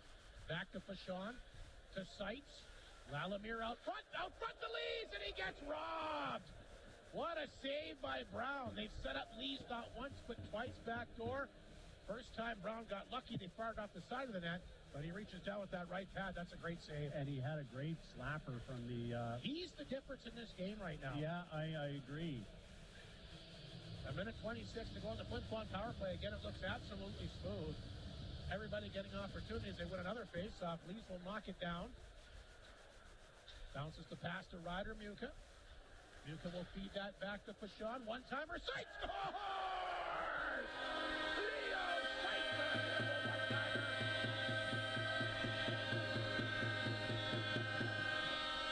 And you look at the replay here, Mike. Brown did not see that shot. Yeah, I even thought Lalamere might have tipped it, but no, Sights got it. Here's the replay here, and you just watch it. When it comes back to blue line, the way that Brown will react here, like it's right on the tape, and he reps it, and he didn't see it. He's moving after it's already in the net. Yeah, Lalamere had him screened. He didn't hit it, but he sure screened well. Bombers have gotten good traffic in front of the net, as have the Ice Wolves. And one thing they've missed, when Landon Alexander, or Leighton Carruthers was out of the lineup last year, he was the guy to camp in front. Bombers come right back. There's wide stick one. The puck is still loose. I don't know how you hear anything on the ice when it's this loud out here, but play does continue. Leibel back in the Ronge net, centers it back out front. Mounier's shot got blocked. As Sights has got his first of the year, a power play marker, and Flin Flon's taking a 6-3 lead. Leibel to center. Headmans it to Stitten.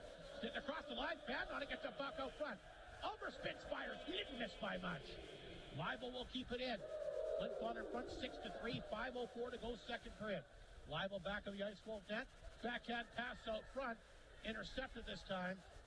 And the Wolves will get it back to center. Butler, though, takes a high stick here and goes down. They didn't see that. He'll get off the ice. And play will continue inside the Wolves zone. There's Arbery after it. He's got a goal tonight for Wyatt Stitten. Stitten spins away from traffic. Left it back of the goal. Tried to pick it back up. Knocked outside the zone that time by McCausland. He'll force Mounier back inside his own zone, and Mounier will take a look back to the Bomber net. Two guys on top of him, but he'll drop the pass back to Leibel. Here's an opportunity now for L'Esperance. He's tied up. Wolves are offside. They can't go inside the zone. Flin Flon will pick up the puck at their blue line. Arbery will chip that one ahead. Bouncing puck grab by Leibel. Leibel quickly across the Laurent's line. He'll dump it in. And he'll force the Ice Wolf D-man McKinnon back. He lost the handle. Bombers steal it. They get it back in. A weak shot, and Brown will turn that aside. Picked up here by Gardepy. Flipped out towards the Bomber blue line. Fashawn knocked it down. Back to Holmes. What a game for Nash Holmes here tonight. Yeah. Puck right up the middle. Bowman tried to get a stick on that. Knocked away by Raskin, but picked right up here by L'Esperance. Back to Bowman. Back out front. He had a guy open. It was Donovan, and he couldn't pick up the pass. Now he does. He gets it back to blue line.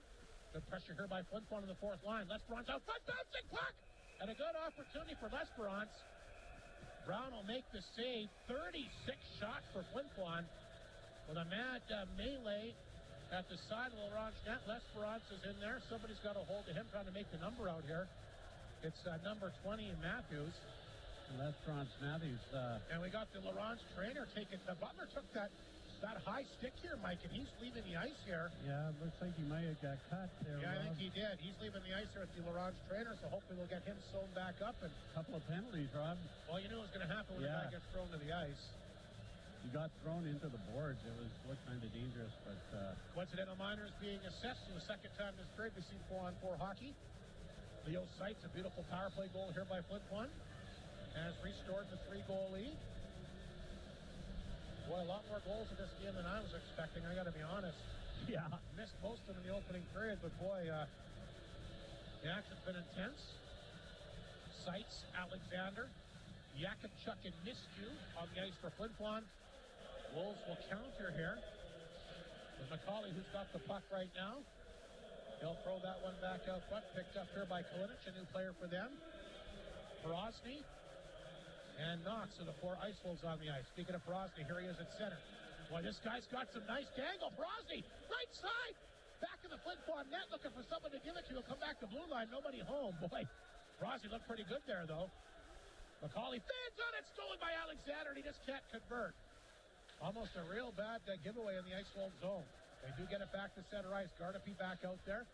Chipped away from him. Comes back to Laurent's blue line. McCauley feeds that back. It's broken up here by Miskew, but the puck will stay inside the Flin Flon zone. Gardapi on top of Yakimchuk. Flin Flon able to get it free. Picked up here by Muka. Backhand pass. He'll find Sept. Sept's across the line. Back to Miskew. Miskew walked in. Left that one wide. Low glove side. Muka trying to hold the puck in. Swatted away. Here comes Harold. Harold back across the Flin Flon line. Tried to come out front. Gardapi got a stick on that, but he couldn't knock it down cleanly. Here comes Ryder Muka back the other way with Yakimchuk. Muka. Drop pass. Lees has got it. Back out front. Knocked down by Miskew. Spin. Fire. Stick save made. Rebound. Bombers after it. They score. Knocked in the net that time by Joey Lees.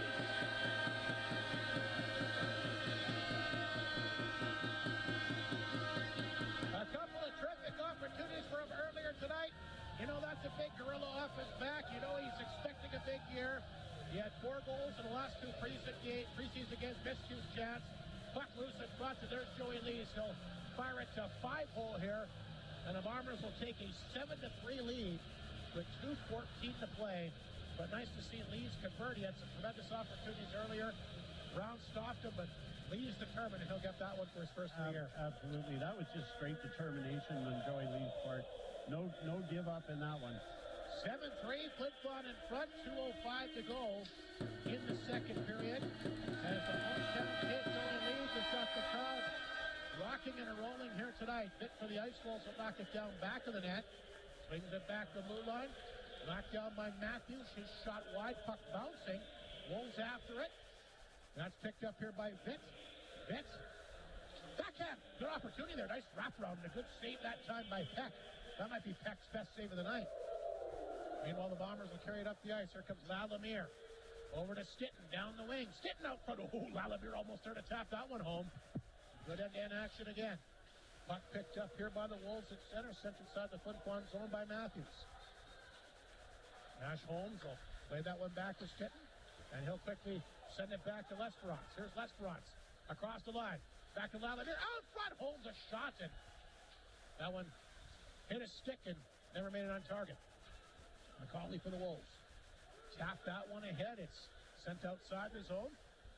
Tail feathers. Tried to feed that one back up the middle that time and get over to McCausland, but the Bombers come back the other way. Here's Arbery down the wing. Back out front. Almost tipped in that time. Courtesy of Brehot. Brehot's got it back to Laurent's net. We're down to 45 seconds remaining in the second period. A wild one here at the Whitney Forum. Goals coming from all over the place. Holmes will hold it in. Sends the pass to Fashon. Fashon along the boards. He'll drop it there. Picked up by Arbery. Back for Fashon. Fashon to the point. Nice job. Holmes holds it in. His backhander in the corner. Picked up by Donovan. He's knocked off the puck. Got it back to that one. Was scooped up that time by Brehot. Flin Flon holds it in. Fashon back out front. One-timer that time by Donovan, and the save is made. Here's Arbery. Top of the circle. Back out front. And again, Brehot redirected it wide. Harold will pick it up, and he'll flip the puck back to Bomber blue line. Just a few seconds remaining. Bombers flying all over the place. Here's Arbery.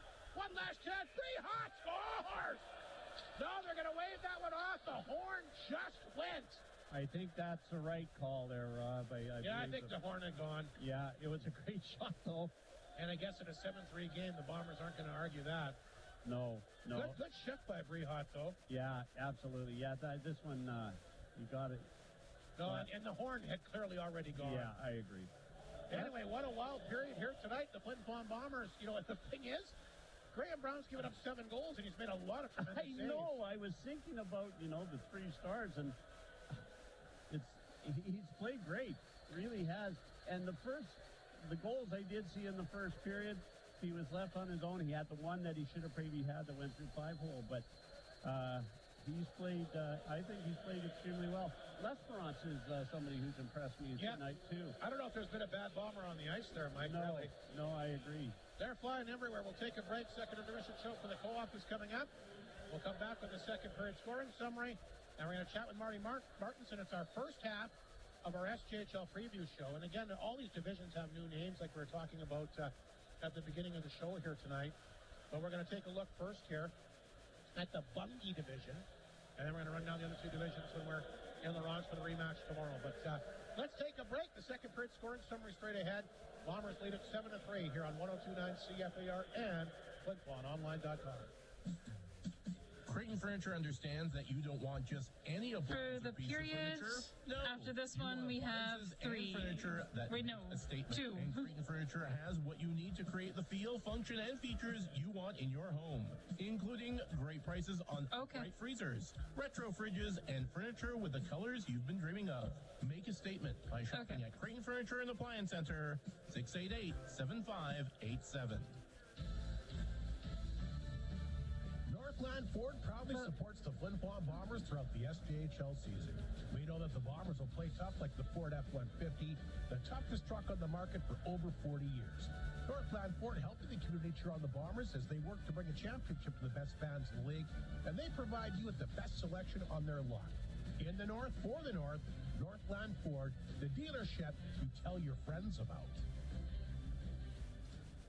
Hud Bay is proud to be a sponsor of this Bomber broadcast. From donations for bursaries, hockey schools, clubs, community events, charities, and so much more, 10 seconds. Hud Bay has supported our community with dedication and generosity, contributing to events and organizations. Hud Bay thanks the people of Flin Flon for their continued support. And welcome back to Whitney Forum, our second period scoring summary again, courtesy of Northland Ford here tonight. And again, the goals coming fast and furious. The Bombers able to, they had a 5-3 lead. A 4-2 lead after one. They made it 5-2 early in the second. Reed Arbery jumping on his first from Holmes and Fashon at the 3:13 mark. Ronge would respond to make it a one-goal game once again. Or a two-goal game once again, rather. Butler just basically, Flin Flon couldn't clear the puck out. Didn't make a lot of mistakes. They were flying high there on offense so much that period, but did get stuck in their own zone. Tail feathers, a nice drop pass out front to Butler. He's able to rip a shot high glove side here on David Peck to make the score at that point 5-3. But the Bombers would come back with two more. Leo Seitz on the power play. Absolutely gorgeous shot on a beautiful feed from Fashon. He fed him out front, and again, I don't think Brown saw it. Matter of fact, we saw the replay here. He didn't. Seitz will get his first. Fashon Amuka, the assist in the power play goal at 14-16. And Joey Leeds, maybe the hardest working guy on the ice here so far tonight, made a couple of real good defensive plays earlier in the period. He gets a chance. The Wolves can't clear this time. And Graham Brown, no chance with a whole maze of players in front of him. Lee's able to get out front, tap one home, 5-hole on Brown, his first. Miscue and Yakubchuk, the assist on that even strength goal at 17:46.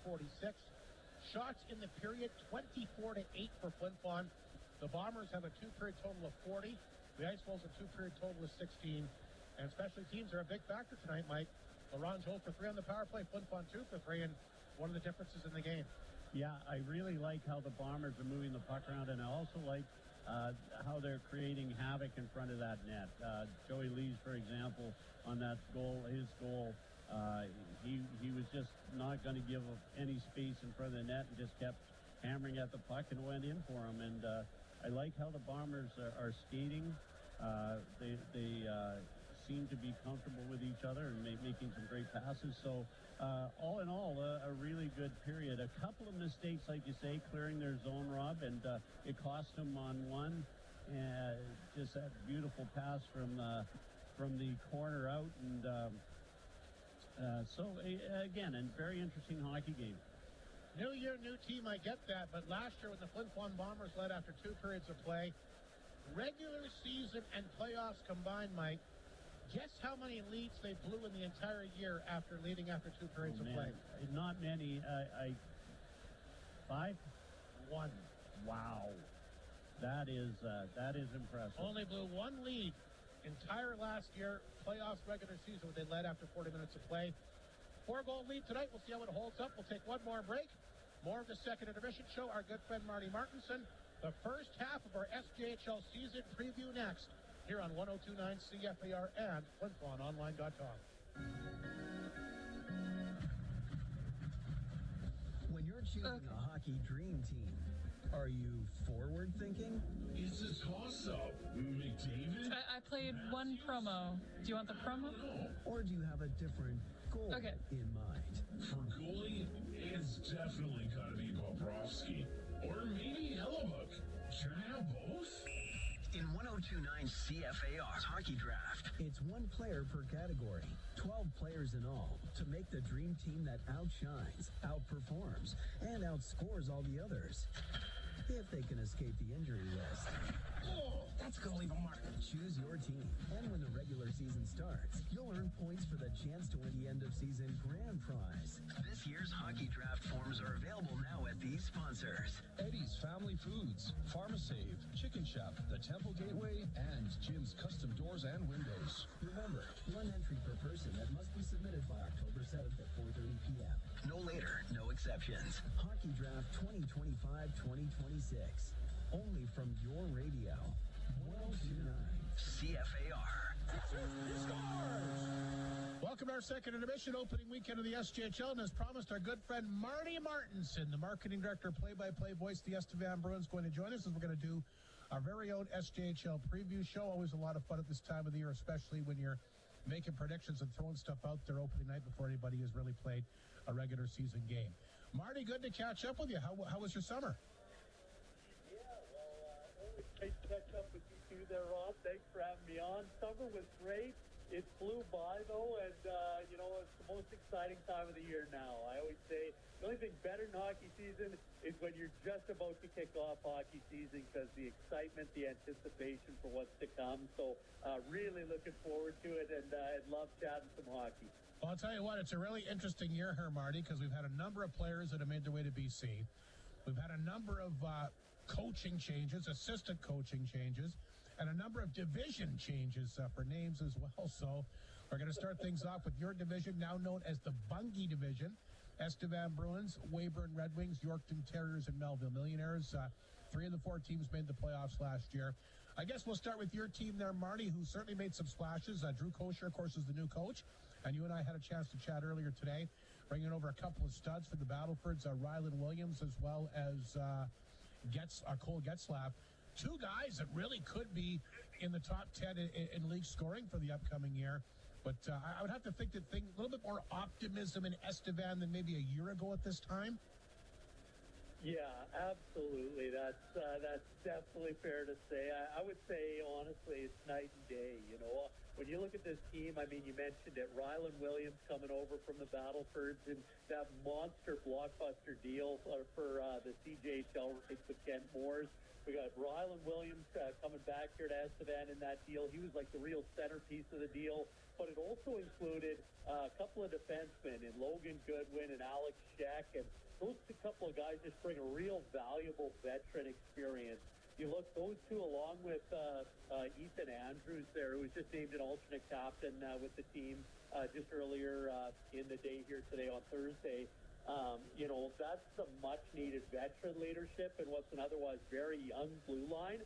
And then the future considerations at the time of the deal actually turned out to be Dylan Adams, who's going to be our starting goaltender for the start of the season there. So he's 6'2", spent time with Blackfalds in the BCHL last year. So really athletic. But what I really like about him is he's got the size, he's got the athleticism, but he's so calm. He's poised in between the pipes there. Watching him through camp, he's a guy who never gets rattled. And then on through the preseason, it was the same thing. He played 2 of the team's 4 preseason games. And, man, he's going to be a fun guy to watch this year between the pipes. So, yeah, absolutely. I mean, you talk about Rylan Williams, you talk about Colton Getzlaff. These are a couple of guys. To me, both guys have 30-goal potential this year in the league. They're definitely going to be up there amongst the league's leading scorers. And Ewan Rennie as well. He's third highest scoring returning player in the SJHL this season.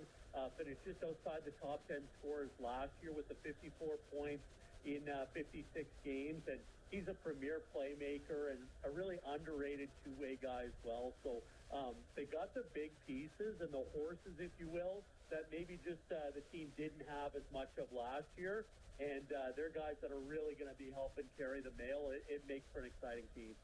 Are they going to make the playoffs? Are they a playoff team? to be honest with you, I'd be shocked if they don't make the playoffs. This group, again, just looking at it, when you got the high-end talent that this group does, and then a lot of rookies. I know I put out an article earlier in the summer there about 12 rookie signings, and then we've had since then. But it should be a young team, but you look at so many of these guys, even the new signings, guys that they brought in, like you want to talk about a guy, like some real standouts here, guys who dominated at the AAA level. You look at a guy like Aiden Lang. He was the top defenseman in Manitoba U18 AAA last year, and he was on that Brandon team, Wheat Kings AAA club. And he's one of those guys, I mean, he was a big-time recruit for Drew and company to bring in. I know he came, he checked things out. I did a little something special, but, it was kind of his face on the Jumbotron there and everything, a little welcome to Estevan when he came for the visit with his family and everything. But, yeah, like even some of these younger guys, led by Lang, again, on the back end. A guy like Lyndon Gould, he got hurt in preseason there, so he'll be out for the first little while. There with an upper body injury, but he's a top 10 scorer as well in that Manitoba U18 AAA league. We got a lot of guys that were captains and in leadership roles as well at kind of that lower level, and so we're excited to see what they can do. But I'll tell you what, this is going to be a group that's not afraid to mix it up. That's one thing for sure. Let's talk about the Weyburn Red Wings. Their top 8 scorers are gone from last year. Quite the club. Of course, you were with me when they knocked out the Flin Flon Bombers last year in the semifinal to move on and face the eventual league champion Melfort Mustangs. I mentioned this to you before. I mentioned it to everybody else. Cody Mates' teams seem to get better each and every year. They have some work to do, and it looks like they're going to be a younger group as well. Yeah, absolutely. They're definitely going to be a younger group, and as you mentioned, I mean, there's always that question mark of how do you do when you had so many of those key contributors for a year ago move out. It's like so many of those guys that maybe were in a little bit more support roles, still picking up that real valuable experience. And like one guy that I have circled that was one of my favorite players to watch last year, and I know for a fact he's going to be a monster this year, is Simon Martin on the back end. Just unbelievably dynamic skater, puck mover on the back end, and so poised with that puck. We played Weyburn a couple of times in the preseason, and, it's preseason. You take it with a grain of salt and everything like that, but just dominant out there, the way he controls the pace of play. So I really like him. He's a guy that I actually talked about heading into the first preseason game when the Bruins were playing him. I said, watch for this guy, not only tonight here in the preseason, but to have a big year. He goes out there, scores a goal, has 3 points on the night. He was the best player on the ice, so I was feeling pretty vindicated there. But yeah, I just think with guys like him, and I look at it like a Luke DK up front as well. I mean, he's one of those guys, when he's got that puck on a string, he had 4 assists against us in the preseason opener, but the way he can handle that puck at speed, I mean, the obvious comparable is his brother, Ethan DK. He looked like him at times last year, and then this year I think it's just going to be that next step in his development. But again, just a real sensational skater, great puck handler at speed, and so those are just a couple of guys that I'm kind of thinking of there for Weyburn in particular. We talk about the offense, but I mean, a big hole to fill will be Angelo Zoll, and I think it's safe to say if he would have come back this year, he'd be the best goalie in the SJHL. He's moved on to BC. That's going to be a big hole for them. I mean, he was the big difference maker, I thought, in the series against Flin Flon. Yeah, absolutely. I agree with you. I thought, he was the biggest snub as far as year-end awards voting, and maybe the biggest one that I could 6.5 minutes. League. I thought he was far and away the second-best goaltender clean cut in the league last year, just because he was so dominant. What do you have, a .926 save percentage, I think, on the season? So obviously losing a guy like that, who I agree would have been the best returning goaltender in the whole league, is going to be a blow. But at the same time, I'm looking forward to seeing that Ty Matanovich, what he can do, kind of given the reins, given the opportunity to kind of take the reins and run with them. So, yeah, I'm excited to see for him. Obviously, he went over in that Jazza Mitchell deal, kind of the goaltender going back the other way. So he's definitely somebody that I'll be keeping an eye on, and I'm sure you're the same. Let's talk about the other 2 teams in the division, Yorkton, Melville. Both teams did make the playoffs, had that historic opening round playoff series, and it's interesting, that Yorkton team, I mean, they lost that 6 points for using an eligible player, and just got decimated with injuries and players moving to BC after January the 10th. It might be a season where head coach Emery Olafson goes, what could have been. They would have had some more of those weapons in that series against Melfort. But, boy, they were exciting last year. And I saw his coach's interview on the SJHL website. He's pretty pumped up and excited about what he has. And the one thing about Emery, he seems to find guys that can play and play immediately. Yeah, absolutely. I'd agree with that as well. You know, I look at Yorkton as a real, one of the teams definitely that should be right up there within the division and probably within the league standings there once again. I mean, anytime you're losing a guy like NYA who was top forward in the league, an MVP finalist, all that stuff. Obviously, losing a guy like him and a guy like David Coyle were big parts of their offense last year, but they still have so much to look at, look forward to. You look on the back end, obviously, Thomas Reese played his AAA here in Estevan. He was maybe the breakout player of the year last year. He's just a rookie in the league, but I don't think anybody saw him being as dominant as he was. Of course, he was part of that deal along with Coyle there coming back to Melfort and the St. David trade. So you talk about a win-win. Leave obviously number one center on Melfort's championship team in 24, and then what the Terriers got in return. They got Coyle, who was fourth in league scoring last year at 70 points, and they still got Thomas Reese, who's the Rookie of the Year finalist, back for another season here. So I think he's going to be an obvious top defenseman, candidate heading into the season here. Definitely like a guy to watch who's likely to be there at the end of the year in contention for that award. But one of the guys I like up front for Yorkton is that Quinn Cavender. I remember last year he was playing a lot of fourth line, bit of third line for the team there, mostly on the wing, a little bit of center, but I really like him. He's speedy, and he can make plays. He can really handle that puck and make plays. So I'm going to be watching him as a real dark horse player who, it seems like every year, this as well as anybody there, Rob. You see these guys, third, fourth line guys, all of a sudden they jump out at 40-plus point, 50-plus point seasons there seemingly out of nowhere. One of those guys who could just be a monster breakout player. Leaves us with Melville. They're a team that also made the playoffs. They're a team that doesn't jump out with a lot of big offensive stats, like to play that real grind-em-out, tough defensive style with Doug Johnson. I don't see any reason to believe they'll play any differently this year. Yeah, definitely. If there's one guarantee, it's probably just that. And, looking at that Melville team, I think back to last year, I was doing up an all-underrated team again. Just love to do those things. I saw him doing on the SJ show 2 years ago. Now it's something I kind of always do every year. Just for myself, I like on other teams to really stand out. And one of those guys for me to watch heading into this year, another one of those guys who was in more of a support role last year as a young player, but I'm looking forward to watching this year. I think could be a real breakout piece for Melville is Preston Bearwald, former number one pick there, obviously in the SJHL draft, but I just think he's so tenacious, I remember every single game when he was playing the Bruins last year. He jumped off the page at me, and I remember he scored a gorgeous goal. He's just pestering the defense. He's a one-man wrecking crew on the forecheck as well. Not a very big guy, but so aggressive on the forecheck there. And he forced a turnover single-handedly, deep the goaltender and scored. And it was the first goal of the year, and I just remember thinking, how is that the case? 2, 1. All right, welcome back to Whitney Forum. Unfortunately, we have to pre-empt that interview. But this game, a long way from being done, Mike Slip. How about Butler gets a second of the night as the Bombers had some pressure, couldn't convert. The Wolves get an odd man rush, and he scores another nice goal here. Really nice shot. And it's 7-4 Flin Flon, Butler's second of the night. And the Wolves not out of this one yet. There's Lalamere for Flin Flon. He'll dump it in. 7-4 is the score. Just underway in the third period. We'll get to our McDonald's out-of-town scoreboard here momentarily. Here's Tail Feathers for the Wolves. He'll throw it back to center. Mounier cut that one off. Back to Seitz. He's got a goal tonight. Can't pick it up. McKinnon does.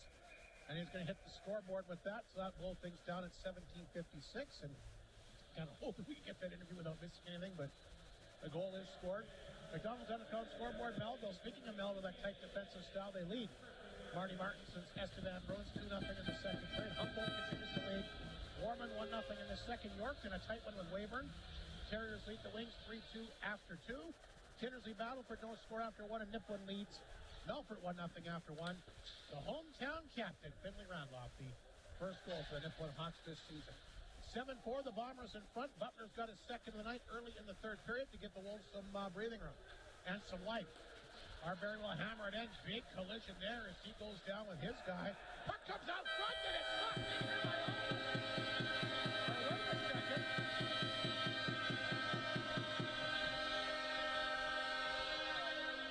Wyatt Stinton gets that back, and then he flipped it back out front. I thought he hit somebody in front of the net.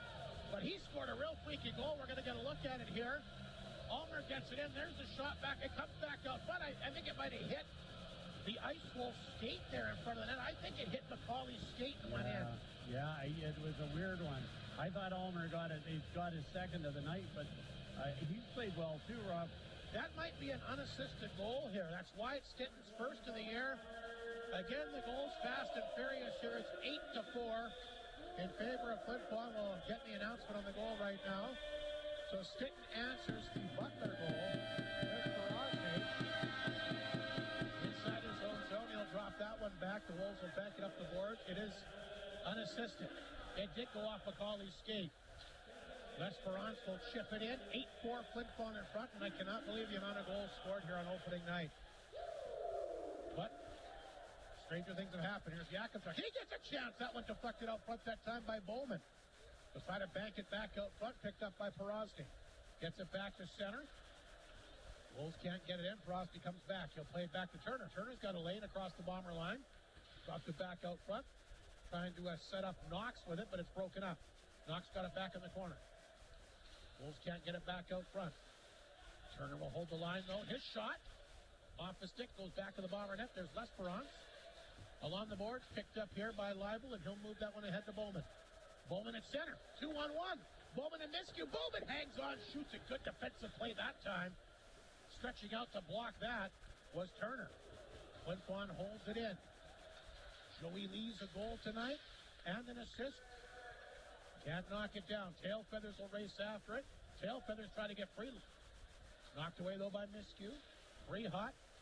Can't pick it up. Muka grabs it at center. Muka. Have the puck kind of bounce over his stick. He'll dump it in. Wolves go back to get it. That's Matthews. Back to Tail Feathers at center. Broke it up. Matthews will get it back. 3-on-1 for the Wolves.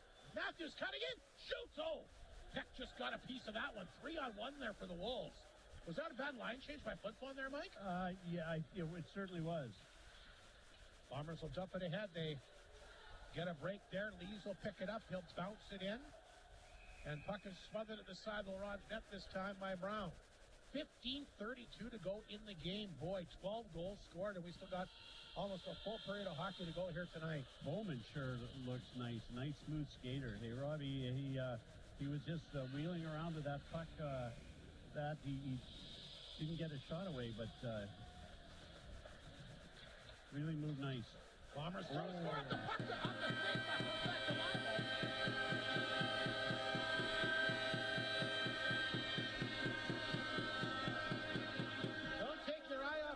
Here tonight, they get another one right off the face-off back to Leibel, and he'll send that one off the bar and in.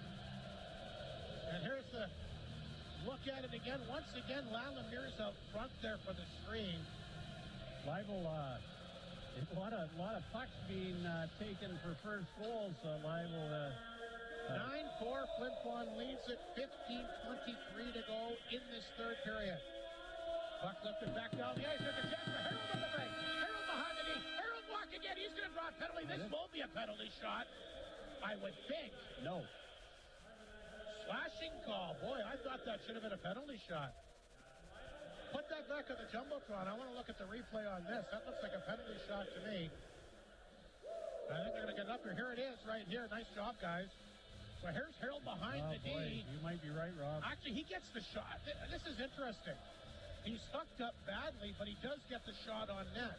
It wasn't a hard shot. It was hampered. But you still get it on net, right? It was hampered by the hook. Definitely a penalty. Nice job. Yep. Excellent job getting that up there. Those guys are so great with those replays. They're fun to watch. So again, you take a look at it, Mike, and I can see why it's not a penalty shot because he did get the shot on net. Anyway, a nice little power play. They're going to try and get closer. It's 9-4 Flin Flon. Boy, they're shooting the lights out here again tonight. I thought the preseason might have been a bit of a fluke. I guess I was wrong. Butler 2 tonight for the Wolves. He's fun to watch. He tries to throw that back out front. That's broken up. Puck comes outside the line. And picked up this time by the Wolves, Kalinic. Back to Tailfeathers. Look out. Swatted away by Stitton. Stitton cutting in. And he can't finish up, looking for his second of the period. Stitton will get it back all by himself. The Bombers were changing to get new penalty killers out there. Got it to center. Butler will get it back for the Wolves across the Bomber line. There goes Jakubchuk's stick. Puck picked up by Stitton, and he'll feather it back down the ice. 1:10 to go in the power play. 14:22 to go in the third period. Flin Flon in front, 9-4. Wolves try to get going on the power play. They'll feed that pass back to Gardapi. Here's Harold, who drew the penalty. Harold will get it in. Jakubchuk took it from him. Jakubchuk, nice job to get the puck out. Jakubchuk, the center, poked it ahead. Still on top of it. Throws it up front, but nobody was with him. But a great penalty kill nonetheless. Jakubchuk still there trying to make things happen. Like he said, every single shift counts for him. Here's Raskin. Onside, they'll drop it back. Gardapi will hold it in the corner. Backhand pass out front. Here's a chance now for McKinnon. And Arbery there to redirect that over the glass and out of play. 26 seconds to go in the power play. 13:39 in a wild game here tonight. That's crazy. Back and forth. Wyatt Stinton is out there flying again tonight. And got to get a second score sheet here. Yes, well, we're all out of room here. Turner at the blue line. Turner has it. Takes Lalamir's stick out of his hands, and the puck is picked up by Holmes. And down the ice it goes. Brown will stop that. Turner will grab it. Had to be careful. Arbery on him. 10 seconds to go in Laurent's power play. Turner to center. Inside the Flin Flon zone. Drop that back to Raskin. Raskin will flip that one back in. They rim it around the boards for Harold. Blue line held in that time of McKinnon over the glass and out of play. Back to 5 aside. Mounier out of the box. And Laurent 0 for 4 with the extra attacker. Especially teams definitely in Flin Flon's favor. 2 for 3 the Bombers on the power play. Laurent being held to 0 for 4 here on their power play chances. Yeah, and that's was the story of the preseason with the Flin Flon Bombers. Some really... Well, I think their power play was over 50%, if I'm not mistaken, in the preseason games. I think you're right. They didn't give up a lot of power play goals either. So far, so good in the specialty team battle tonight. And again, the Bombers a 9-4 lead, 13:10 to go in the third period. Lalamere will take the draw here. Wins the face-off, but Frosty will keep it in. Back of the net it goes. That's Knox. Pinned up along the boards that time by Jakubchuk, getting a little bit of assistance here. Les Bronx, here Mike Slip comment about his play tonight. He has been good. Puck put back in the Flin Flon zone. There's Jakubchuk. Played that one ahead to Donovan. Nice pass. Bowman. Bowman down the wing inside the Flin Flon zone. Bowman will go back of the net. This line's looked good when they've had chances tonight as well. Back to Jakubchuk. Jakubchuk shot. Blocked in front. Where is the puck? Nobody seems to know. Brown was searching for it. Picked up here by Porosny of the Wolves. He can dangle. Porosny up the left side. Looking for the return pass. He gets it. Porosny will knock it down. Feeds it back out front. The kid walked in. He fired that off the pipe. Bombers get the rebound. Trying to come back to Les Bronx too far. And the Wolves a goalpost away from getting their 5th goal of the game. Yeah. Just some great passing there and a great shot from the point. Boy, that thing shot back out. Estevan started the game with Melville 2-2 now. Late in the second period, Bruins Millionaires. Humboldt continues to lead Warman 1-0. Yorkton back in front of Weyburn 3-2. Still no score. Kinnersley Battleford and 1-0 Nipawin after one at the Palace in Melfort tonight. 9-4 Flin Flon in front here, but lots of games still to go. 12 minutes remaining, and boy, both these teams are trading a lot of good chances. Vitt will try to hold that puck in here for the Wolves. Poked away. Nice job that time by Donovan, but he's held up. Here comes McKinnon back the other direction across the bottom line. Walked in. Shot on target. Rebound. Good job that time by Peck to track it. Wolves get it back. Knocked down by Brehot, and he'll flip it out. Brehot, second too late for getting his first goal this season. He scored just after the horn went to end the second period. Puck set back in the Flin Flon zone. 11:34 to go, third period. Baseball scores tonight. If you're a Blue Jay fan, cover your ears. Being outscored tonight 14-1 in the seventh inning. Who started the game pitching? You talk about doing play-by-play today. You could have went to Toronto and pitched tonight for a couple of innings. I probably would have had as much success. It wouldn't have been any worse, I don't think. Off the face-off. There's a chance there. Leibo will hold it in. He's got a goal tonight. Looking for another one. Knocked in front. Puck is loose. It's fired wide that time by Lees, looking for his second of the game. Well, the Bombers, when they get in front of that net, it's like great white sharks with like a seal out there. They just swarm all over the place. They try to come back the other way, knocked away at the Bomber blue line. Here comes Ryder Muka. He's across the line, knocked away out front. Trey Hotlow ripped out over top of the net. Good chance there. Here come the Wolves back the other way. Leading the charge that time was McCausland. Turner back out front, nobody there but maroon jerseys, and Muka will get a piece of it. Back of the goal that goes for Leibel. Leibel up the boards, intercepted by the Wolves. They'll hold it in, flipped on towards the front of the net, and Peck will grab that and pick up the easy flip that time by McCausland. Other major league scorers tonight. The good news for the Blue Jays is some of the teams that they're battling with did lose. Atlanta, Detroit really struggling down the stretch here as well.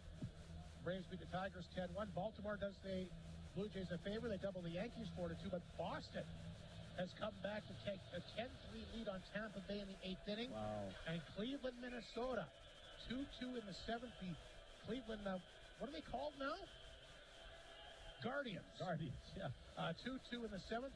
That might be a team that people want to avoid in the playoffs. Yeah, absolutely. And there goes my score sheet out of the box here tonight. Everything else has happened.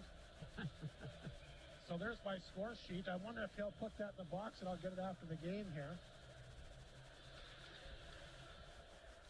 It's been a night of firsts here, Mike. Yeah, 28 years for home openers for me. I haven't seen a piece of paper fall out of the box before, Rob. That's the first of that. I dropped a water bottle out of here one time, but my scoring sheet is gone. If you don't mind, the next commercial break, I can actually go to retrieve it if you don't mind. Yeah, actually, Connor's got it down there, Rob. They handed it to him, yeah. 10:23 to go here in the third period. 50-19 is the shots here in favor of the Bombers. And the Bombers a 9-4 lead.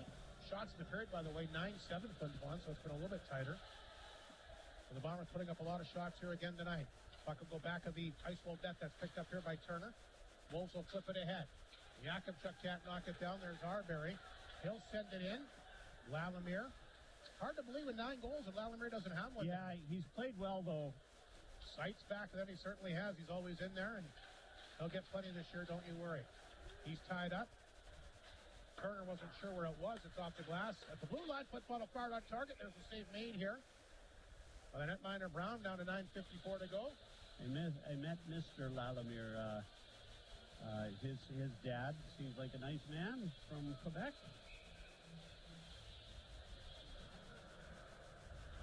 Both him and Fashad, nice addition. There is our media timeout. We'll take a break. And we'll come back with the final half of the period here tonight, 9-4. The Bombers lead the Ice Wolves here on 102.9 CFAR and FlinFlonOnline.com.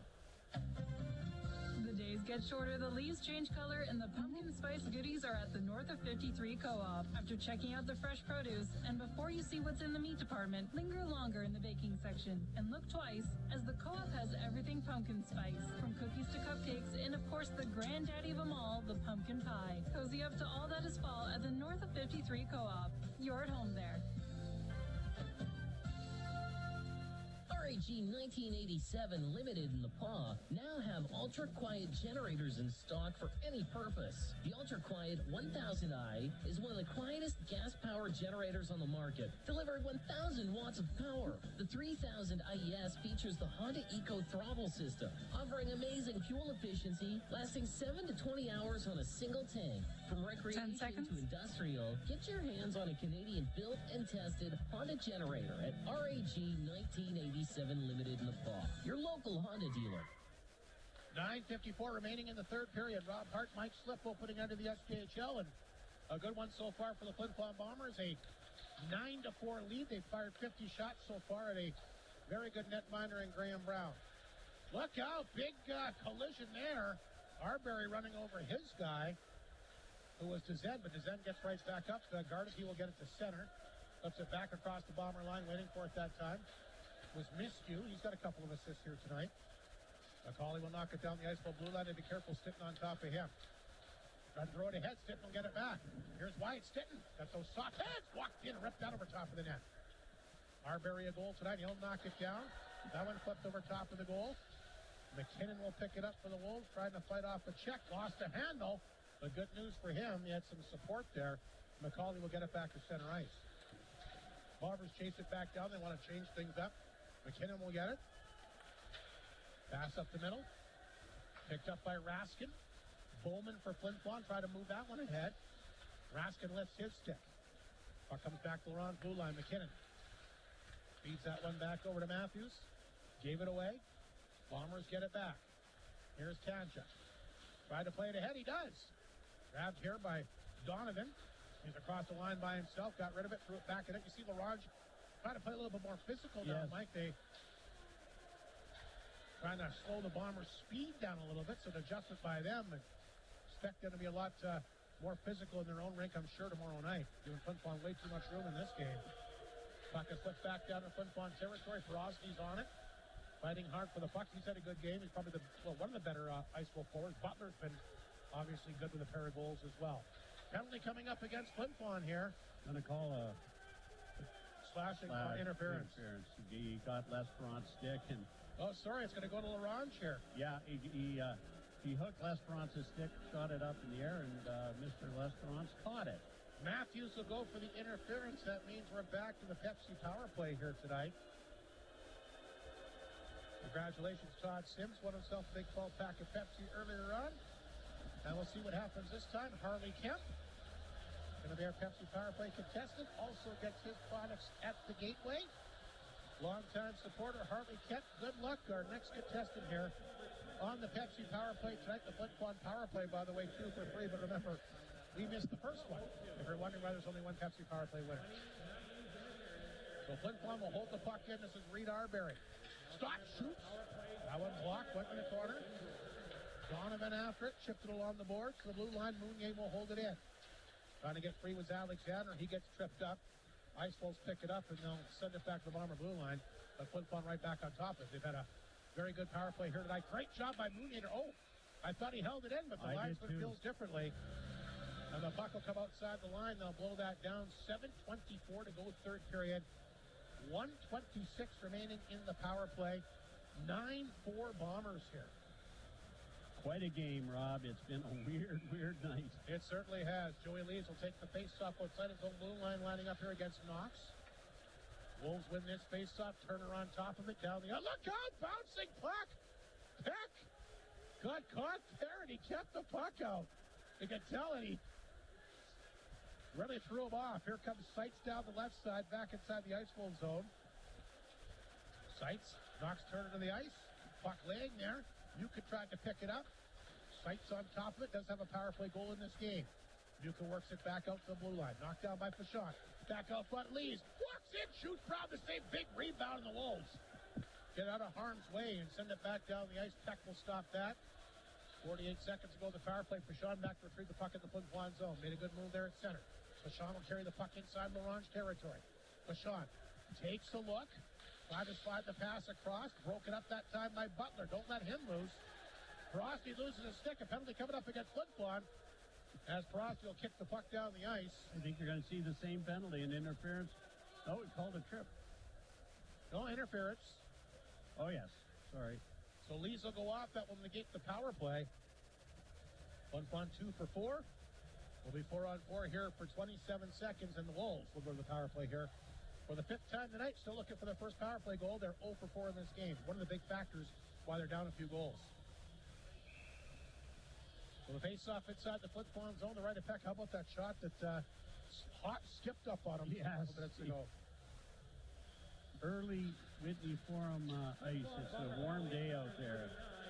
Wolves will win the draw. Look out. Blowing a tire at the blue line is the D-man Dezen. And Holmes will get it back for Flin Flon. Tried to feed that into Brehot. Brehot can't knock it down. Puck comes back to center. Now he'll get it. Brehot by himself across Laurent's line. Dropped the puck back this time to Ulmer. Got the first goal of the season tonight. Way back a minute 36 into the opening period. Got the crowd jumping here early. Here's Porosny. As the Wolves will go to the power play. Stepping in on the ice that time now is the Ice Wolves Matthews. So Laurent is on the power play. Matthews throws a body check here. He's got his guy down. The puck is set down the ice. Brown thought about coming out to get it, but McKinnon will come back and pick it up for the Wolves instead inside his own zone. McKinnon on his blue line. Feeds that one back to Dezen. Dezen inside Flin Flon territory. Bounced away. Here's McKinnon. In tight. Throws that one over to Holmson, who's got a goal against his former club. Holmson, of course, the Bomber here for the preseason. Got traded through the numbers game after the preseason as a goal and was a goal post away from having 2 goals here tonight. He's out there right now. Throws it back to the blue line. Dezen will keep it in. McKinnon, his shot set wide. Picked up, fired back out front. Good opportunity by Gardapi. Wolves hold it in. Alexander can't knock it out. Gardapi plays it back to the right point to McKinnon. Spins, fires. Stitton blocked that off his stick, but picked up by Holmson. Back out front to McKinnon. Here's Dezen. McKinnon through traffic. Shot. Hit a stick. Went to the corner. Vet after it. Back of the goal. Good power play here by the Wolves. Trying to capitalize. They'll swing the pass to Dezen at the left point. In on target. Peck the save. Bouncing puck. He got his glove on that. Bombers can't clear it. Finally knocked away by Stitton with 5 seconds to go on the power play. Couple nice saves there for the Bomber netminder Devin Peck. Lees is back on the ice, and the Ice Wolves are 0 for 5 on the power play. Arbery will knock the puck down in Orange territory. He gets knocked down, but gets right back up. Feeds it back to Fashon. The blue line, a shot got blocked. Fashon will keep it in. Feeds it back deep in Orange territory to Lalamere, back of the goal. Here's Arbery out front. Fashon, back door, and he fired it wide. Holmes after it. Save made by Brown. Rebound, Lees. Look out, we got an Ice Wolf thrown into the net here. Lee's got a little aggressive with him. Arbery in there as well. Winning 50-50 and Kemper's starting to flare here. Mike slipped the dying moments of this game. And a mad maze around that Laurent net once again here tonight. Yeah, you know, and that's the way the Bombers have been playing. They've been banging and crashing in front of the Brown, and the Ice Wolves took exception to it. But then Joey Lees is a save through tonight's attendance is 992. I thought he might have hit the crossbar, to be honest with you, but he's okay, so that's good. Les Perrons will line up for the face-off here against the Wolves Fillinger.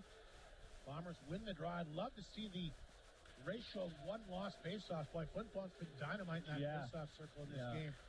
Here's Fashon. He'll keep the puck in. Flin Flon leading at 9-4, down to 3:43 to play here in this third period. Big opening night, big crowd here at the Whitney Forum tonight. They haven't announced the attendance here tonight, but it's well over 1,000 people. They haven't announced the attendance, have they? I haven't heard it, no, Rob. Puck set down. They usually do it in with the 50-50, and I haven't seen the 50-50 go up there. That's normally when they announce the attendance. One thing's for sure, fans getting their money's worth. Terrific crowd here tonight, and hopefully the start to another great year here for the Maroon and White. Absolutely. 50-50 number is up, and again, Tanya and her team doing a great job. Off the face-off, Les Perrons trying to get free. He sends it back to the blue line. There's Miskew's long shot. Donovan out front, tried to get a stick on that. In the corner here for Donovan. Donovan back of the Laurent net. Feeds it back to Miskew. To Jakubchuk. Through traffic, a shot. I think it hit Les Perrons out front. Bombers good pressure again, keeping the puck at the Ice Wolves zone. Now it rolls out. Jakubchuk will knock it down here for Flin Flon. He'll send it back in. Wolves grab it. That's Kalinic. Back up the middle. Tried to get that one over to Oslin, but it's knocked away. And now the Bombers will dump it down the ice. Icing, I think, going to be waved off here. No, they do call it. Bomber bench. Didn't think that will was let right. that one go with a 5-goal lead. Looked like he could have got back and played it, but I thought so too, Rob. Yeah, nice crowd here tonight for the home opener. Always got to excite these young new players to see what the Whitney Forum is all about, and the fans brought it tonight. Wide stick against Butler. Wolves win this face-off. Puck comes back to the blue line. Bouncing puck in front of the Bomber net. Flin Flon will get a hold of it. That's Reed Arbery. What a game for him tonight. Try to play that one ahead. Look out, Arbery. Nice hit that time on tail feathers, and then one of the Ice Wolves came over and lined him up. Flin Flon will dump it right back in. Here comes Wyatt Stitton racing after it. Sitting back of the goal to Arbery. Arbery gets free out front. There's a chance, and batting on it that time was the D-man Holmes, who does have a goal in this game. Butler back the other way for the hat trick. Batting on it. Butler got it back out front, tried to go to tail feathers, broke it up, Flin Flon back the other way, quick release to Lees. Joey Lees up the ice. Lees to the slot. Good shot, and turned away with a blocker save that time by Brown. Good end-to-end action again as Taylor, or tail feathers rather, gets it back in the Flin Flon zone. Mounier back, Butler all over him. Mounier poked it ahead. Here's Joey Lees. Lost a handle. Mounier picked it up. His backhander picked up here by Lees out front. Off the stick, and Brown will reach up and grab that. 1:43 to go. Holy cow. Speed. Absolutely. Chances all over the ice. Yeah. Reed Arbery is a brick, isn't he? He's thrown some hits, taken some hits. They can't knock him down. You're going to have a heck of a time picking 3 stars in this game. I know. 992 people in attendance tonight. It looks more like 4 of the 1,000 here to me. I could be wrong. I've been wrong so often tonight, Mike, that I shouldn't even say anything. You were 8 off. It looks like over 1,000. Great crowd, and they're having a good time anyway. They sure are. Minute and a half remaining here in the third period. Flin Flon in front 9-4. There's Landon Alexander back for another goal. His flipped shot out front, got blocked here by Brown. Rebound picked up by Lalamier to Fashon. He'll hammer it back in. Alexander back of the goal. Landon Alexander bank past the blue line to Holmes. Back to Fashon. Up the boards for Leo Seitz. A strong game for him tonight. Lalamier. Yes. Again, like I said earlier, you're hard-pressed to find a bomber that hasn't showed up. Here's Lalamier in the corner. Back of the goal picked up by Alexander. Pass up front, Seitz! Oh, he couldn't we are now knock it down. entering the new Fashon will edge. hold it in. Less than a minute to go as the Bombers continue to keep the pressure on inside the ice-cold zone. Lalamier trying to get away from traffic to the blue line. Knocked down by Holmes. Holmes has got it. He'll hang on. Holmes back out front. Had a guy wide open in Alexander, but it off the tip of his stick. Boy, this Bomber pressure is just relentless. They get it again. Lalamier out front, and Alexander fanned on that. Picked up here, finally sent out by Perosny. That'll be an icing call with 30 seconds to go. And Mike, you've been calling games now with me for a number of years, and the Bombers have had a lot of great teams, a lot of great players. Have you ever seen them go for the puck like they have in the preseason? Like, they're so ferocious this year. Yeah, they are, and everybody is fast, it seems, and they're really hungry, and I like that. Yakubchuk for the blue line. That got blocked. There's Donovan. 26 seconds remaining. Back to Yakubchuk. Shot deflected off wide that time by Bowman. Puck still inside the ice-cold zone. Flin Flon continues to battle right to the last whistle, even with a 5-goal lead. Lesperance wide of the target. Perosny will pick it up. He'll flip it ahead. No, he won't. The puck is knocked down by Lesperance again. Trying to come back out front and hit a skate. With a few seconds remaining, and the Bomber bench is getting excited. Perosny will hit Lesperance, and that's the good.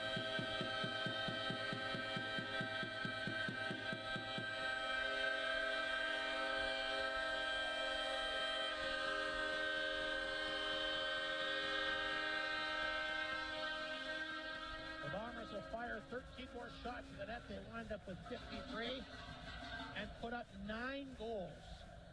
Wow. In the season opener tonight. If I, and be honest, and think about this before you answer. If I was to say to you tonight that there'd be 13 goals scored in this game, would you have believed it? No, I wouldn't have. If the preseason was any indication, they would have, but not with a stronger Laurent Deiswald team. But no, they really came out, scored a lot of goals. Well, the tone was set early tonight, Mike. 2 goals in the first 3 minutes. Yeah. The boys looking for the moose leg. It's not coming out tonight.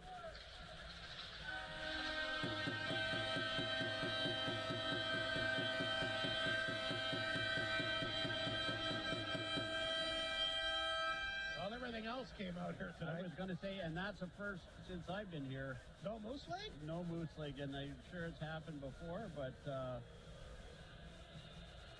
I haven't seen it. So our moose leg tosser mustn't be in attendance tonight. Well, it didn't stop the Bombers from filling the back of the net in this game. 9-4 the final score. What'd you say the attendance was, what, 900 and what? 92.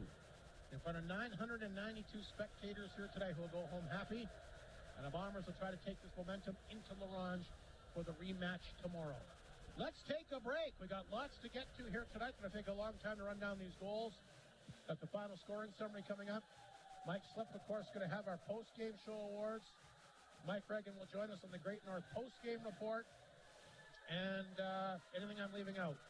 No. Lots still to come for the Whitney Forum. Big night here. The Bombers win big time 9-4 on 102.9 CFER and FlinFlonOnline.com. Take advantage of Maytag's dependable savings event at Creighton Furniture and Appliance After this Center. one, it's Now 9. until October 1st. You can save $100 when you purchase a qualifying laundry pair. Okay. Save $150 when you purchase 2 qualifying kitchen appliances, or save $300 when you purchase 3 or more qualifying major kitchen appliances. Get hundreds of dollars in savings just by shopping Maytag. Get the appliances you've always wanted with the Maytag Dependable Savings Event ending October 1st at Creighton Furniture and Appliance Center. Bailey Homes has 15 years of experience in the North, specializing in RTM homes and foundations, and are also proud supporters of our community. They are so thankful to Flin Flon and the surrounding areas for supporting them for all these years. They're always willing to chat with a potential customer to help Bailey Homes show what they can do for our community. Visit bailey-homes.ca to find out how they can help you build the home you are looking for.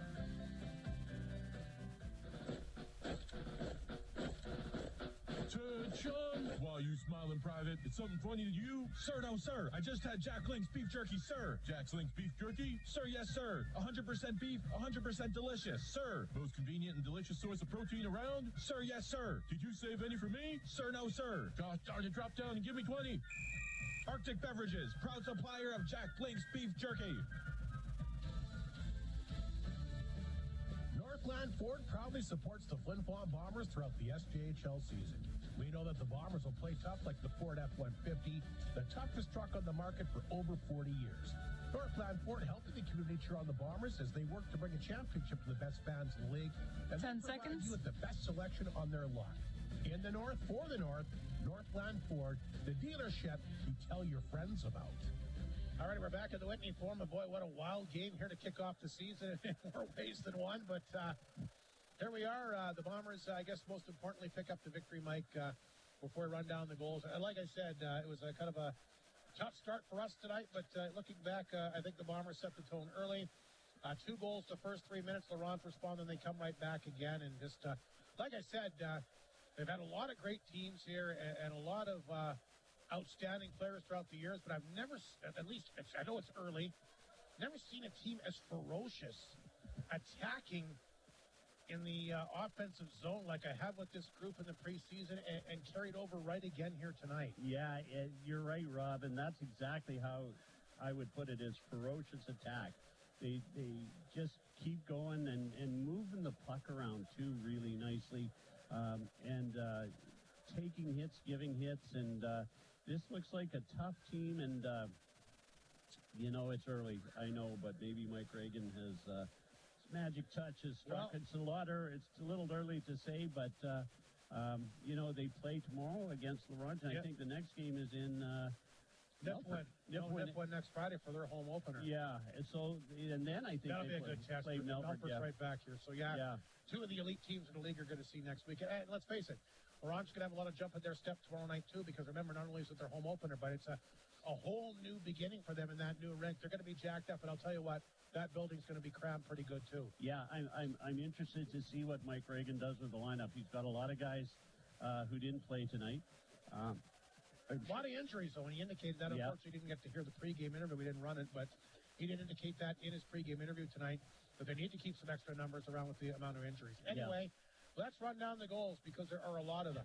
You talked about this guy lots tonight. Ryan Ulmer sets the tone. First of the year from Leibel, a minute 36 in. That's what you want at home opener night. Get the big crowd behind you. They would come right back after that. Pashon's first from Donovan at 2:54. So that's 2-0 Flin Flon right off the hop. Raskin did respond for the Wolves. Gardapi the assist at 3:32. Flin Flon, though, retaking the 2-goal lead. Alexander's first. That was a power play goal. Lees and Stitten the assist at 6:28.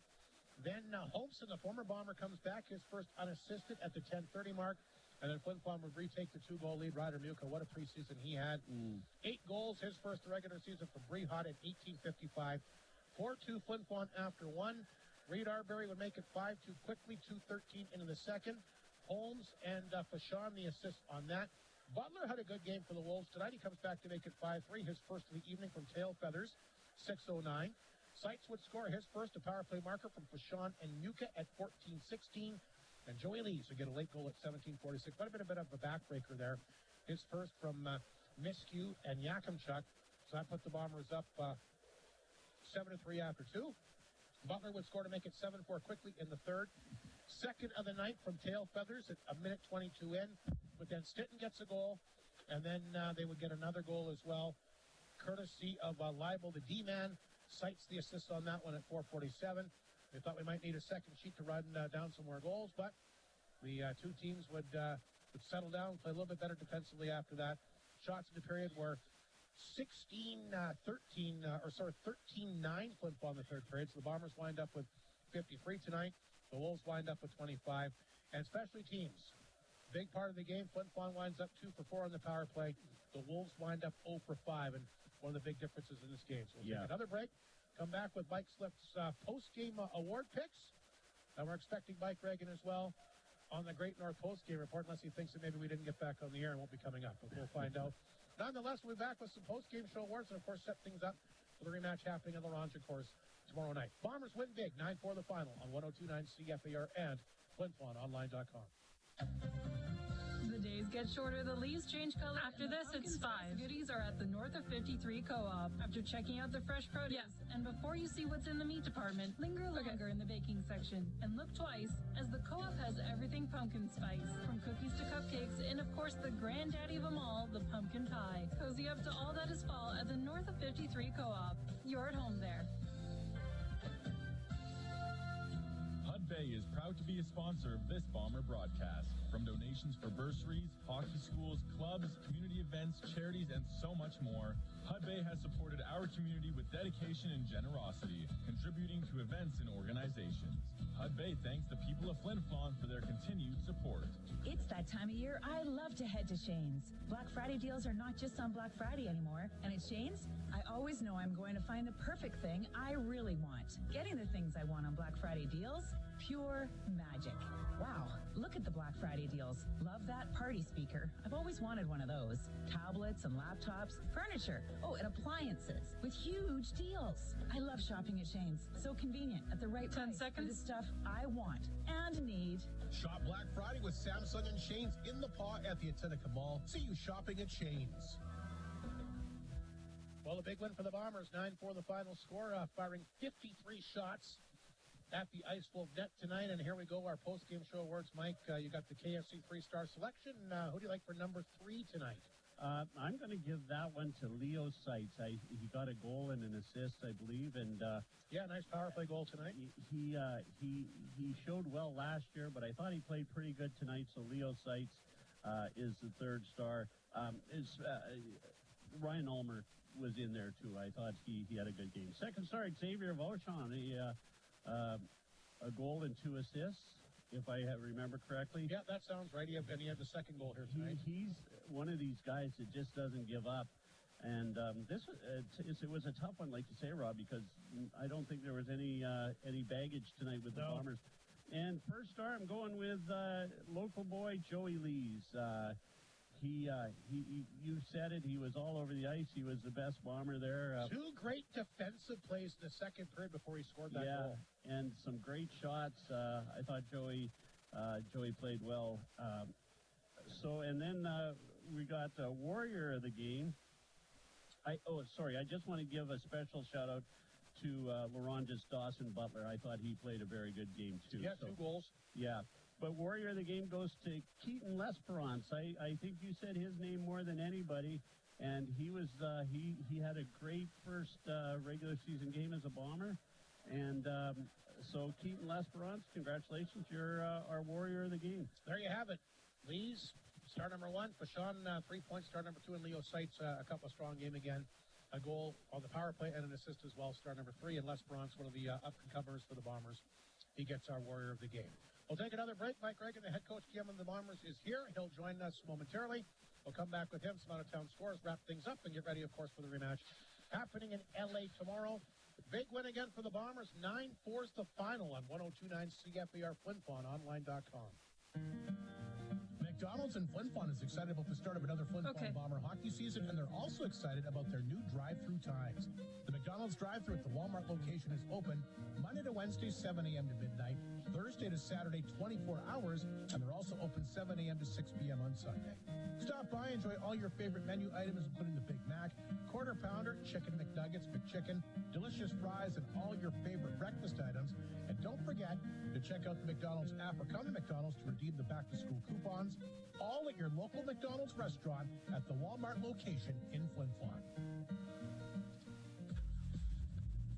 Great North GM in DePaul is one of the leading new and used vehicle dealers in northern Manitoba. Equipped with a highly trained and professional sales department, they also have multiple certified trained technicians on site to make sure you get the best service for your car, truck, or SUV at an amazing price.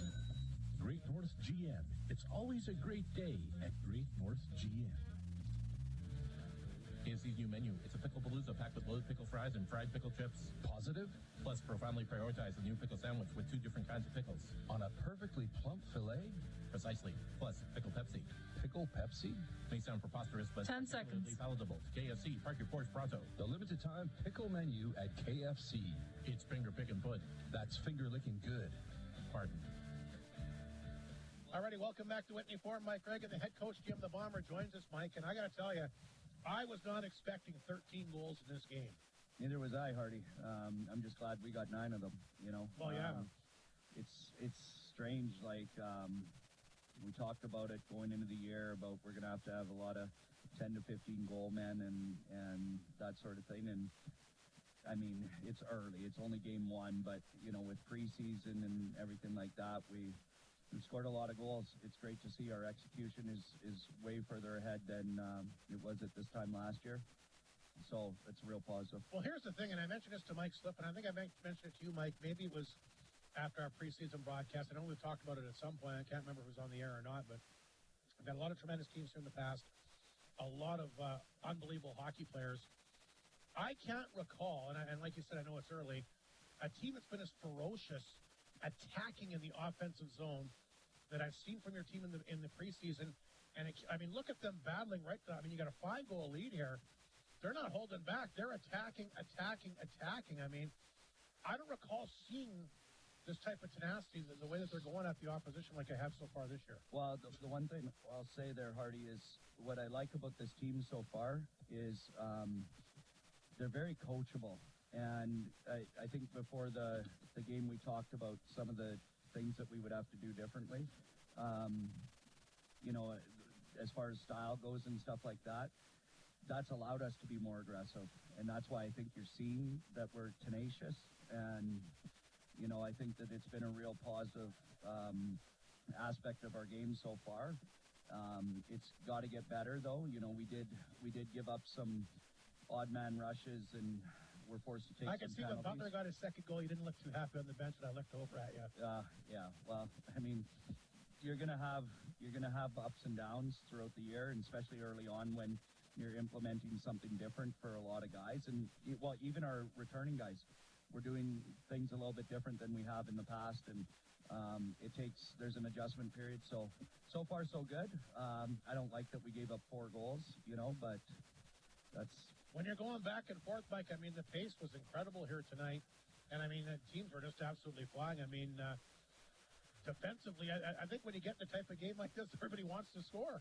Yeah, but, you know, we only give up both ways. We only give up 25 shots, and you give up 4 goals. It's not acceptable. We want to be the best defensive team in the league. And, you know, Peck he's not used to the boards yet, you know, one bounces off the end wall and kind of, you know, doesn't get to his post there, and we've seen that a couple times now already in the early season, and that he'll be fine. I like him. I think he would sit here and tell you that he'd like to have 2 of those back for sure. But there's jitters, you know. This is it's an intimidating place for visitors, but it's also an intimidating place for guys in their first home opener or first regular season game. So a little bit of an adjustment that he needs to make, and he will, and he'll be fine. Is there going to be a different lineup in Ronge tomorrow night, Mike? Well, take over a little bit? Ewan's going to be back in. Right. And, I mean, just we for should people mention, out because there. we weren't on the air at the beginning of the game, he was suspended for a game, is why he didn't play tonight. Yeah, and we'll have probably one defenseman going in tomorrow night just to switch it up, and there's a lot of guys that deserve the opportunities right now early on in the season, and we want to see how guys fare, and I think that we've got a deep team, got a lot of good players here, and the name of the game is being a team, and we're going to have to sacrifice maybe our own personal ice time or the amount of games that we play, because other guys got to get in the lineup, and we're gonna do this as a team. We could sit there and talk. There was no passengers in this game tonight, Mike. Joey Lee's had a great game tonight. Not only does he get the goal, but I was really impressed by two defensive plays that he made in that second period of this game.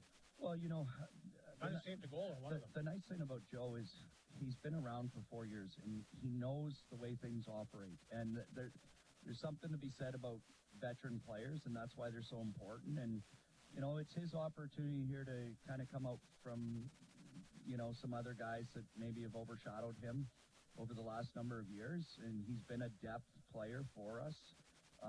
And now he's put in a situation where he's got the opportunity to be in key moments of the game, offensive opportunities, and he's made the most of it in exhibition, and then tonight he was great again. I'll tell you what, one of my favorite players so far this year, without a doubt, is this Fashawn. He is fun to watch. I mean, he can move the puck. He's slick. He's smooth. I mean, what an addition, Mike. You lost so many, like we talked about it, a lot of firepower from last year's team, but this guy looks like he's going to be a guy that's going to be fun to watch, and great on the power play, and just moves the puck so well and gets back. He's a very good hockey player. Well, it really softens the blow of losing Leopard, doesn't it, when you can add a guy like him. And, obviously we'd love to have Leps here as well, but when you can add a guy like Xavier, no question about it, it does soften the blow a bit. He can run a power play. He's been tremendous. And, we've got a new scout out in Quebec that's been working for us, and he's done a tremendous job. He's a big part of us getting Xavier, obviously Lalumere, and then Maverick as well. So if he's listening, great job, Mark.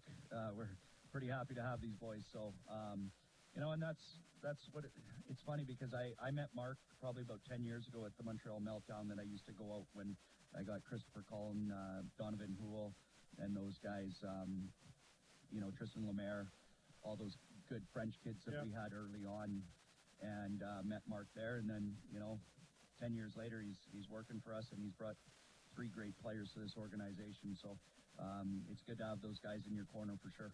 When do we see Maverick Delisle, Mike? What's the prognosis on him? I think he'll be okay to play next weekend. Right now it's about conditioning with him. He's been out for so long. Another, Benny Lalashnik, our former teammate of mine and former Bomber. He's a doctor, and he's been taking care of a lot of our guys down in Winnipeg for us. And Maverick went down to see him. Marsden went down to see him. And we're happy that we've got Benny helping us out, and he said that Maverick should be good for next weekend. Sounds good. And again, Mike, unfortunately, we didn't get the pregame interview on tonight, so I'm going to ask you about Kyle Marsden for anybody that's wondering about his prognosis as well. Well, I had a good meeting with him today. He's skating. We have a couple different options with him. We haven't decided what we're going to do as far as like timeline for him to come back. I think it's important that we make the right choice.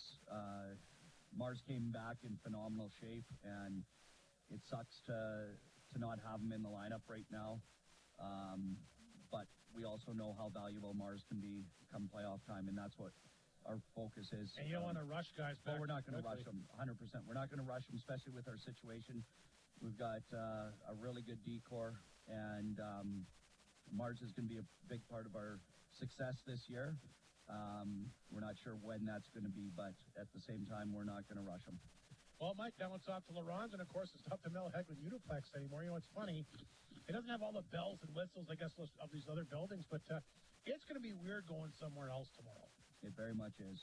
Thankfully, we went there in exhibition, so we got a feel for the rink. And, I know they played some playoff games here a few years ago. Yeah, they played Melfort. We played them years ago, Hardy. I was not there. Oh. I've never been in this rink in my life, so I'm looking forward to it. It's a good rink. I think it's going to be a good home for them. It's a much more enjoyable place to play. The Jonas Roberts Memorial Community Center, you know that the crowd will be jacked up there tomorrow. It's going to be a whole new lease on life for them.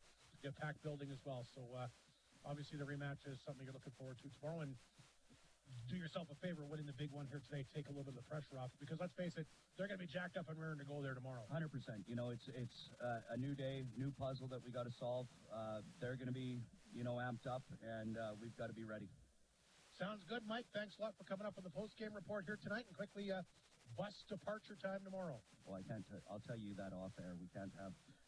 Sometimes we get people that are hanging around the bus too much. He's gonna know what time's leaving anyway. You don't even know who I'm talking about. Well, I have a pretty good idea. That I know. We got to make sure that all the Chris Fortis fans out there aren't swarming around the bus. Is he coming tomorrow? Well, I don't know. That's another surprise for you. Anyway, text me the departure time, please. All right. Thanks, anyway, buddy. Mike, congratulations. Nice opening night victory here in front of a great crowd. Thanks, Hardy. Mike Reagan, the head coach of the Bombers, will bring Mike Slip in here quickly before we wrap things up.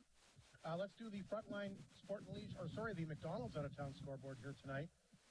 Like I said, all 12 teams in the SJHL are playing. Melville has a 4-3 lead on Estevan now. That's with just under 8 minutes to go here in the third period. So Estevan had an early lead, but Melville's jumped back in front 4-3. Humboldt's taken a 2-0 lead on Warman there midway through the third period. Yorkton Weyburn, 3-3 midway through the third. Kindersley. That's good. Well, you talked about it when I don't know if anybody heard that conversation on the air, but we did talk about this Kindersley Clipper team.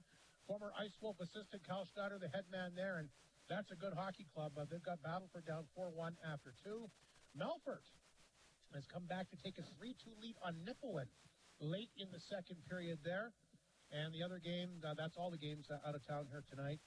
Quickly, let's see what's happening with the baseball situation. It wasn't good for the Blue Jays the last time we checked. We'll try and get some updates here before we do officially wrap things up here tonight and get ready, like we said, of course, for our broadcast coming up in Ronge tomorrow night for the big rematch here. And obviously, they'll be pretty fired up and excited about going into their new building. So, baseball scores here tonight. We've got, we said that at least with the Blue Jays having a tough game in Kansas City, got some help from their friends. Atlanta has beaten Detroit 10-1. Baltimore did the Blue Jays a big favor, doubled up on the Yankees 4-2. Boston, a big 11-7 win. Look out for the Red Sox. People talking about the Yankees, don't forget about the Red Sox either. They beat the Rays 11-7 tonight. 20-1 is the final score in the Kansas City-Toronto game. Can you believe that? 20-1. I've never seen a Blue Jay team get beat that bad ever. And it's maybe the best Blue Jay team in a long, long time. You could have pitched it. You and I both could have pitched tonight. 20-1 Kansas City. Wow. Beats the Blue Jays tonight. Good night, Nurse. CFL scores here tonight. That's what I want to hear. We got, of course, Montreal, Toronto. Right now at the half, BC a 28-7 lead on Calgary. Man. There's a bit of a surprise here. Yep. And the other game tonight, Montreal was able to come back and pick up the victory against Toronto. Montreal, really deceiving team. They could be tough come playoff time. Yeah, they hold off the Argonauts tonight, 21-19. So that's pretty much all the scores for our McDonald's out-of-town scoreboard. Wild night, interesting night, Mike Slip, but thanks for hanging in there, and we made her through. It's unbelievable. We of course, couldn't get on the air. We lost a piece of paper. Coach Reagan spilled a drink up here. It was mayhem, but you're right, Rob. We made it through, and great to be back at the Whitney Forum for another regular SJHL season. And the Bombers win 9-4 in front of 992 spectators. Like we said, we will have a couple shout-outs I want to throw out there before we do wrap things up. Great to have Jovi back on the camera here tonight. Does a wonderful job for Flow TV, plus the whole Flow TV crew. A big thumbs up to them. And Greg Ford, my buddy from Stone Lake, sporting his brand new Flin Flon Bomber hat. Greg, I'll tell you right now, by far the most handsome guy in the building here tonight. He was jacked up and happy, high-fiving people as he left, had that beautiful Flin Flon Bomber cap on. And Greg, my good buddy from Stone Lake, most handsome man in the Whitney Forum by far tonight. So enjoy. I'm glad you had fun at the rink tonight, Greg, and all the best to you and yours, and enjoy the season. And we should also mention, too, for Kevin Kaminsky, unfortunately not behind the Laurent bench tonight. Had some medical stuff going on. But all our best to Kevin, who a wonderful, wonderful guy in the SJHL. Always enjoy talking to him. And I look forward to seeing him back behind the LaRonge bench very, very soon. So I want to throw a shout-out to Kevin and tell him we're thinking about him. I wish you the best in your recovery, Kevin, and look forward to seeing you back behind the LaRonge bench sooner than later. Absolutely. It doesn't seem right to look at the bench and not see the killer there. So get better soon. All righty, that's a wrap-up. Mike Slip, of course, color commentator tonight. Our operator, Ray, back at CFA Control. And, of course, everybody else in the broadcast tonight, Mike Reagan for his comments after the game. Pierce Yakimchuk, our Creighton Pizza player profile. And the first half of our SJHL preview show with Marty Martinson. We'll have the second half tomorrow, including the Bomber Division as well. So some good listening there as we hit the air in LaRonge. So, again, the final score, the Flin Flon Bombers take this one tonight by a score of 9-4. And that's going to do it for our broadcast. We'll be back in LaRonge tomorrow. Pre-game 8:10, God willing, play-by-play at 8:30. Have a great weekend, everybody, and hopefully talk to you from LaRonge tomorrow night. 1029 CFAR thanks you for being a part of tonight's Bomber broadcast. Any descriptions or recordings from this broadcast is strictly prohibited without